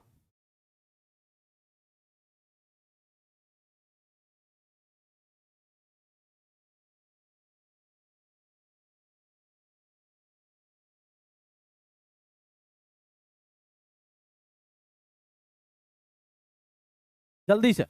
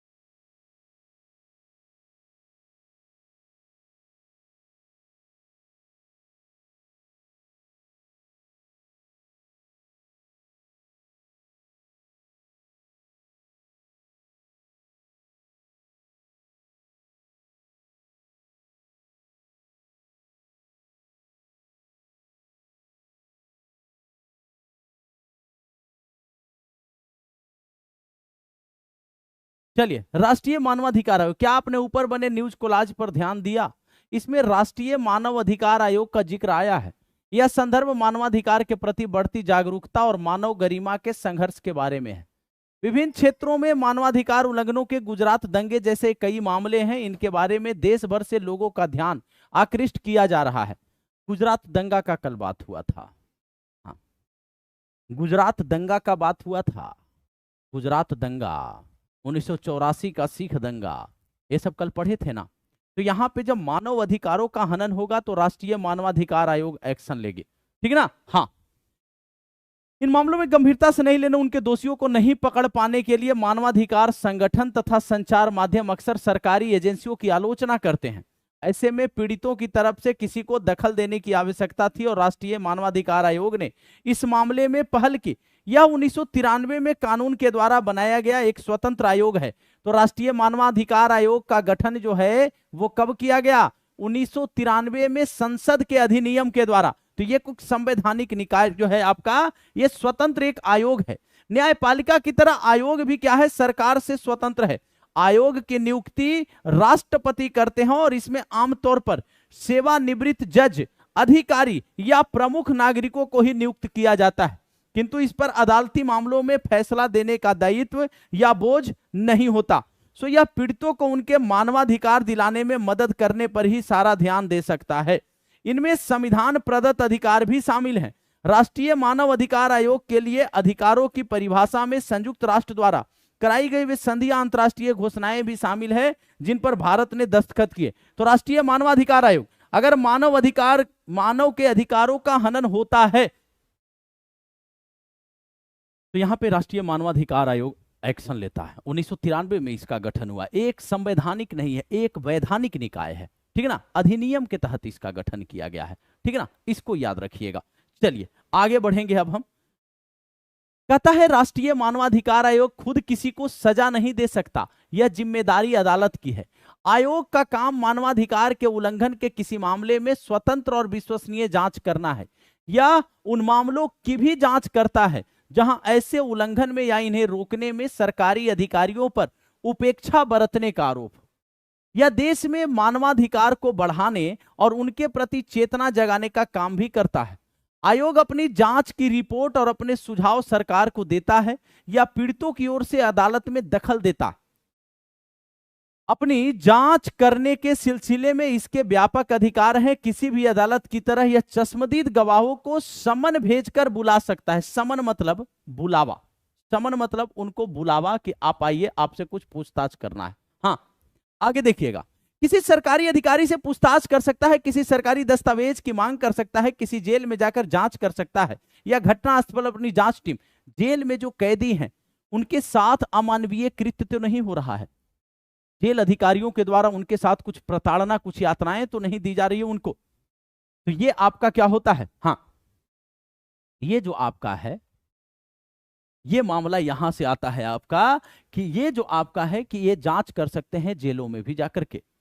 कहता है भारत का कोई भी नागरिक मानवाधिकार के उल्लंघन के मामले में इसके पास निम्नलिखित पते पर शिकायत भेज सकता है। ये आपका पूरा एड्रेस दिया है, ठीक है ना। आगे बढ़ेंगे अब हम।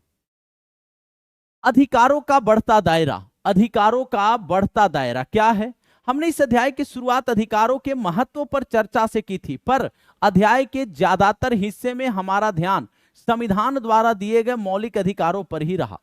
आप सोच सकते हैं कि संविधान द्वारा दिए गए मौलिक अधिकार ही नागरिकों को मिलने वाले अधिकार हैं, यह सही नहीं है। मौलिक अधिकार बाकी सारे अधिकारों के स्रोत हैं। हमारा संविधान और हमारे कानून हमें और बहुत सारे अधिकार देते हैं और साल दर साल अधिकारों का दायरा बढ़ता गया। देखिए, इन मौलिक अधिकारों को ही आधार बना करके कई कानून बन रहे हैं। जैसे बाल श्रम निषेध का ही बात कीजिए, उसी के आधार पे कई कानून बन गया, ठीक है ना। हाँ, कई कानून उसके आधार पे बन गए। अब देखिए कि आपका पहला पॉइंट जो आर्टिकल 19 क्लोज 1 का सब क्लोज ये है, विचार अभिव्यक्ति की स्वतंत्रता। उसी के आधार पे आप देखिए कि नवीन जिंदल के केस को भी सॉल्व किया गया, तो आया कि राष्ट्रीय ध्वज फहराने का अधिकार फंडामेंटल राइट्स है। उसी के आधार पे आया कि अगर प्रत्याशी कोई है, उम्मीदवार है कोई चुनाव में, तो उसके बारे में मतदाता जान सकता है कि उसकी क्वालिफिकेशन क्या है, क्रिमिनल बैकग्राउंड तो नहीं है, उसकी प्रॉपर्टी कितनी है, तो मौलिक अधिकार को आधार बना करके ही कई कानून निर्मित किए जा रहे हैं, ठीक ना। हाँ, तो इनका जो दायरा है वो बढ़ता जा रहा है। समय समय पर अदालतों ने ऐसे फैसले दिए हैं जिनसे अधिकारों का दायरा बढ़ा है। प्रेस की स्वतंत्रता का अधिकार, सूचना का अधिकार और शिक्षा का अधिकार जैसी चीजें मौलिक अधिकारों का ही विस्तार है, उन्हीं से निकली है। अब स्कूली शिक्षा हर भारतीय का अधिकार बन चुकी है। 14 वर्ष तक के सभी बच्चों को मुफ्त और अनिवार्य शिक्षा दिलाना सरकार की जिम्मेदारी है। संसद ने नागरिकों को सूचना का अधिकार देने वाला कानून भी पारित कर दिया, ठीक है ना। राइट टू इंफॉर्मेशन 2005 का बात करता है, ठीक है। आगे देखिएगा, यह अधिकार विचारों और अभिव्यक्ति की आजादी के मौलिक अधिकार के तहत है। हमें सरकारी दफ्तरों से सूचना मांगने और पाने का अधिकार है। हाल ही में सर्वोच्च न्यायालय ने जीवन के अधिकार को नया विस्तार देते हुए उसमें भोजन के अधिकार को भी शामिल कर दिया। तो आर्टिकल 21 जो जीने का अधिकार है उसके तहत भोजन का अधिकार भी कर दिया गया।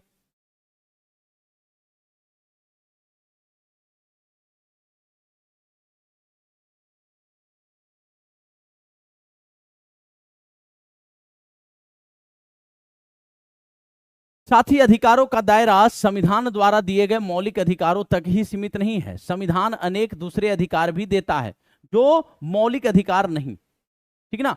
जैसे संपत्ति रखने का अधिकार मौलिक अधिकार नहीं है पर संवैधानिक अधिकार है। याद रखिएगा, 44वां संविधान संशोधन 1978 के तहत आपका जो है संपत्ति के अधिकार को फंडामेंटल राइट से हटा दिया गया, लेकिन उसको अभी विधिक है, वो संवैधानिक है। फंडामेंटल राइट्स नहीं है लेकिन संवैधानिक अभी भी है। वो कहता है चुनाव में वोट देने का अधिकार, ये क्या है? चुनाव में वोट देने का अधिकार एक महत्वपूर्ण संवैधानिक अधिकार है। यही वाला क्वेश्चन अभी टेलीग्राम ग्रुप में कुछ दिन पहले एक बच्चा भेजा था कि ये कैसा अधिकार है। तो याद रखिएगा यहां पे कि चुनाव में वोट देने का अधिकार एक संवैधानिक अधिकार है। आपका जो संपत्ति का अधिकार है ये भी संवैधानिक अधिकार है। तो ये सब छोटा छोटा जो आपको लाइटली क्वेश्चन जो बनता है ना, तो लाइटली क्वेश्चन को आप हल्के में मत लिया कीजिए, ये तो पढ़िए लिए, ये तो आसानी से लगा ही देंगे, नहीं, अच्छे से समझ के चलिए चीजों को। यही सब क्वेश्चन एक दो पॉइंट मिस्टेक होंगे आप और मामला सारा खत्म हो जाएगा। इतना हल्का में नहीं लेना है, चीजों को समझना है अच्छे से, ठीक ना। हाँ, कई बार मानवाधिकारों का भी विस्तार होता है। ये असल में सर्वमान्य नैतिक दावे हैं जो कानून द्वारा मान्य भी हो सकते हैं और नहीं भी। इन्हें उस अर्थ में अधिकार नहीं कहा जा सकता जैसा कि हमने पहले परिभाषा के माध्यम से बताया था। दुनिया में लोकतंत्र के फैलाव के साथ सरकारों पर दबाव बढ़ता जा रहा है कि वे इन सर्वमान्य नैतिक दावों को माने, उन्हें कानूनी रूप दें। कई अंतर्राष्ट्रीय संधि और प्रतिज्ञा पत्रों ने भी अधिकारों का दायरा क्या किया? बढ़ाने में मदद की है। कमेंट सेक्शन में एक बार सारे बच्चे तेजी में बता देंगे कि गुरु यहां तक, हाँ यहां तक मामला क्लियर है, कोई समस्या कोई परेशानी किसी भी बच्चे को ना है। जल्दी से कमेंट सेक्शन में बता देंगे मामला बिल्कुल क्लियर चल रहा है। हाँ,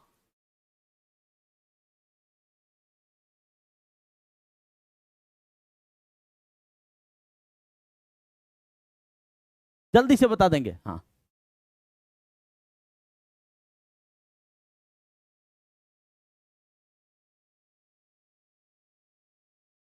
संवैधानिक का इंग्लिश का होता है, संवैधानिक मतलब कॉन्स्टिट्यूशनल है ये, ठीक ना, संविधान में इनका उल्लेख है। हाँ हाँ, चलिए, इस प्रकार हम देखते हैं कि अधिकारों का दायरा बढ़ता जा रहा है और हर समय नए अधिकार सामने आ रहे हैं।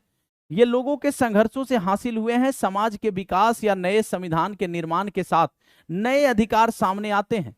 संविधान बनाने संबंधी अध्याय में हमने देखा है कि दक्षिण अफ्रीका के संविधान में नागरिकों को कई तरह के नए अधिकार मिले हैं। इनमें से कुछ इस प्रकार हैं। दक्षिण अफ्रीका का थोड़ा सा बात कर लें एक बार, जल्दी से सारे बच्चे बता देंगे, मामला बिल्कुल क्लियर चल रहा है, कोई समस्या कोई परेशानी किसी बच्चे को ना। कहता है निजता का अधिकार, इसके कारण नागरिक और उनके घरों की तलाशी नहीं ली जा सकती, उनके फोन टैप नहीं किए जा सकते, उनकी चिट्ठी पत्री को खोलकर पढ़ा नहीं जा सकता। साउथ अफ्रीका के नागरिकों को जो कुछ अधिकार है उसके बारे में, हाँ ठीक ना। हाँ, पर्यावरण का अधिकार, कहता है ऐसा पर्यावरण पाने का अधिकार जो नागरिकों के स्वास्थ्य या कुशल क्षेम के प्रतिकूल ना हो। तो पर्यावरण, स्वच्छ पर्यावरण का अधिकार ये तो हमारे यहां भारत में भी है। स्वास्थ्य, पर्याप्त आवास पाने का अधिकार, स्वास्थ्य सेवा, पर्याप्त भोजन और पानी तक पहुंच का अधिकार, किसी को भी आपात चिकित्सा आपको जो है देने से इनकार नहीं किया जा सकता। इमरजेंसी में अगर किसी को जो है इलाज चाहिए तो उसको करना होगा, यह नागरिकों का अधिकार है, ठीक ना। हाँ, कहता है अनेक लोगों का मानना है कि काम का अधिकार, स्वास्थ्य का अधिकार, जीने के लिए जरूरी न्यूनतम आवश्यकताओं का अधिकार और निजता के अधिकार को भारत में भी मौलिक अधिकार बता देना चाहिए। आप इसके बारे में क्या सोचते हैं, थोड़ा ध्यान दीजिएगा। हाँ, भारत में भी तो मौलिक अधिकार है ना, फंडामेंटल राइट जो 21 है आपका। हाँ,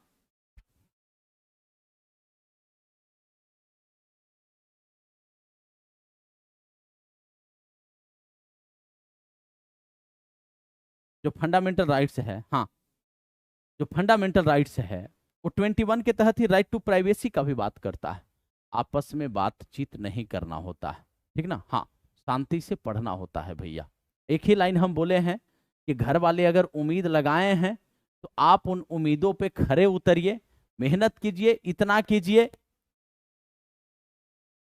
कि आपको अगली बार एग्जाम देकर के आने के बाद एक सस्पेंस नहीं हो कि भैया 1 नंबर से 2 नंबर से का होगा, एक क्वेश्चन गलत हो गया। नहीं, इतना कॉन्फिडेंस आपके अंदर होना चाहिए कि मेरा एक सीट रखा है, इतना क्वेश्चन सॉल्व करके हम आ गए, इतना अटेम्प्ट कर लिए और सही किए हैं तो अपना है।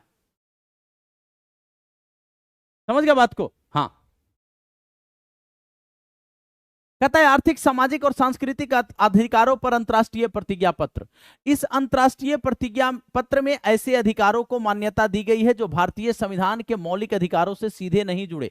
इसने सभी अंतर्राष्ट्रीय संधि का रूप नहीं लिया है, लेकिन दुनिया भर के मानवाधिकार कार्यकर्ता इसे एक मानक मानवाधिकार के रूप में देखते हैं। इनमें क्या क्या शामिल है, ध्यान दीजिएगा। जो मानवाधिकार के रूप में इसको जो शामिल किया गया, क्या क्या? काम करने का अधिकार, काम करने का अधिकार, हर किसी को काम करने, अपनी जीविका या उपार्जन करने का अवसर, काम करने के सुरक्षित और स्वास्थ्यप्रद माहौल का अधिकार तथा मजदूरों और उनके परिवारों के लिए सम्मानजनक जीवन स्तर लायक मजदूरी का अधिकार। समुचित जीवन स्तर जीने के अधिकार में क्या है? पर्याप्त भोजन, तो भारत में भी क्या है आपका? निःशुल्क खाद्य सामग्री पाने का अधिकार, ठीक है ना, याद रखिएगा।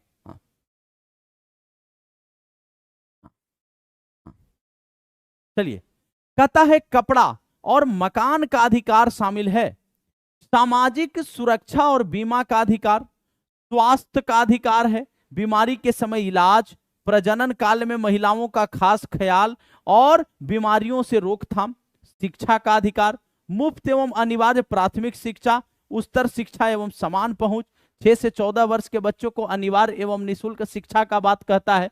ये हमारे यहाँ फंडामेंटल राइट्स है। फंडामेंटल ड्यूटीज में शामिल कर दिया गया 86वां संविधान संशोधन 2002 के तहत।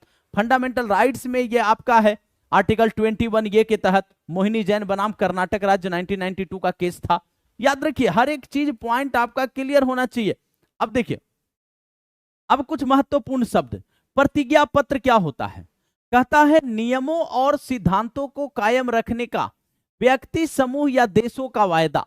ऐसे बयान या संधि पर दस्तखत करने वालों पर इसके पालन करने की कानूनी बाध्यता होती है। एक प्रतिज्ञा पत्र होता है, उस प्रतिज्ञा पत्र पे जो है जो पॉइंट लिखा है, तो जो व्यक्ति है जिसका उस पे सिग्नेचर होगा वो उस चीजों को प्रोवाइड करवाएगा, यानी वो उसको लागू करेगा, ये कानूनी बाध्यता हो जाती है, ठीक है ना। हाँ, अब कहता है दावा, सभी नागरिकों, समाज या सरकार से किसी नागरिक द्वारा कानूनी या नैतिक अधिकारों की मांग। तो क्या अधिकार वाले में शुरू में ही पढ़े थे कि वैसे अधिकार उसको बोलते हैं जिसको परिवार, समाज या सरकार, उनसे हम दावा कर सकें कि या ये मेरा अधिकार है, ये हमको मिलना चाहिए, तो उसको हम अधिकार के रूप में परिभाषित कर सकते हैं, उसकी दावेदारी पेश कर सकते हैं। दलित क्या है? ऐसी जाति में जन्मा व्यक्ति जिसे दूसरी जाति के व्यक्ति छूने लायक नहीं मानते, दलितों के लिए। तो दलित, जिनको अब संविधान की भाषा में अनुसूचित जाति यानी एससी बोला जाता है, शेड्यूल्ड कास्ट बोला जाता है, पहले इनको छूना इनका कहीं जो अधिकांश स्थानों पे प्रवेश, कुआं हैंडपंपों से पानी लेना, मंदिरों में प्रवेश, ये सब निषेध था कि इनसे जो है अगर अछूत हो जाएंगे लोग, ठीक ना। हाँ, अनुसूचित जाति, कमजोर वर्ग जैसे शब्दों का प्रयोग भी किया जाता है। जातीय समूह क्या है? कहता है मानव जाति का ऐसा समूह जिसमें लोग आपस में एक मत या सम्यक वंश के हो। एक जातीय समूह के लोग सांस्कृतिक आचरण, धार्मिक विश्वास और ऐतिहासिक स्मृतियों के जरिए क्या होते हैं? जुड़े होते हैं। तो ये आपका जातीय समूह। एक बार कमेंट सेक्शन में सारे बच्चे, ये लास्ट चैप्टर 9th क्लास का, उम्मीद है बहुत अच्छे से समझ में आया होगा। एक बार सारे बच्चे कमेंट सेक्शन में बताएंगे, चीजें क्लियर है, जल्दी से बताएंगे। समन क्या है? अदालत द्वारा जारी एक आदेश जिसमें किसी व्यक्ति को अदालत के सामने पेश होने के लिए कहा गया हो। अभी क्या पढ़े थे? राष्ट्रीय मानवाधिकार आयोग किसी भी व्यक्ति को समन भेज करके बुलावा देता है, और अगर वो व्यक्ति किसी के अधिकारों का हनन किया है तो उससे पूछताछ होता है। यही बात था। अवैध व्यापार क्या है? आर्टिकल 23 में हम पढ़े थे कि अनैतिक कामों के लिए स्त्री, पुरुष या बच्चों की खरीद बिक्री, यानी वस्तुओं की तरह महिलाएं एवं बच्चों का क्या होना? खरीद बिक्री करना ही आपका क्या है? ये अनैतिक व्यापार, ये आपका अवैध व्यापार कहा जाता है। और साफ साफ कहता है कि मानवों का दुर्व्यापार, बेगार, बलात्सरम आपका दंडनीय अपराध है आर्टिकल 23 के तहत, ठीक ना। हाँ, कहता है रीट उच्च न्यायालय या सर्वोच्च न्यायालय द्वारा सरकार को जारी किया गया एक औपचारिक लिखित आदेश होता है जिसको रीट बोलते हैं। और रीट 5 प्रकार बताए थे: बंदी, प्रत्यक्षीकरण, परमादेश, प्रतिषेध, उत्प्रेषण, अधिकार परीक्षा। इसको याद रखना है। कहता है एमनेस्टी इंटरनेशनल क्या है? कहता है मानवाधिकार के लिए काम करने वाले कार्यकर्ताओं का एक अंतर्राष्ट्रीय संगठन है। यह संगठन दुनिया भर में मानवाधिकार के उल्लंघन पर स्वतंत्र रिपोर्ट जारी करता है। तो मानवाधिकारों के उल्लंघन पर रिपोर्ट जारी किसके द्वारा? एमनेस्टी इंटरनेशनल के द्वारा किया जाता है। 9th क्लास आपका पूरी की पूरी तरह कंप्लीट हो चुका है भैया। तो ये आपका आज इतना ही। मिलते हैं आपसे फिर हम आगे की क्लास में। बहुत बहुत धन्यवाद। सारे बच्चे कमेंट सेक्शन में जरूर बताएंगे सेशन के एंड होने के बाद कि सेशन कैसा लगा है आपको, ठीक है। हाँ, उम्मीद है सेशन अच्छा लगा होगा। और कितने बच्चे हैं जिनको 10th क्लास की भी पॉलिटी की आवश्यकता है, या इस सीरीज को यहीं पे रोक दिया जाए, एनसीईआरटी एससीईआरटी के सीरीज को यहीं पे रोक दिया जाए, या आगे भी आवश्यकता है? तो हर बच्चे का कमेंट आज हमको कमेंट सेक्शन में दिखना चाहिए। उसके बाद हम ये निर्णय लें कि आगे क्या करना है। बहुत बहुत धन्यवाद सभी का।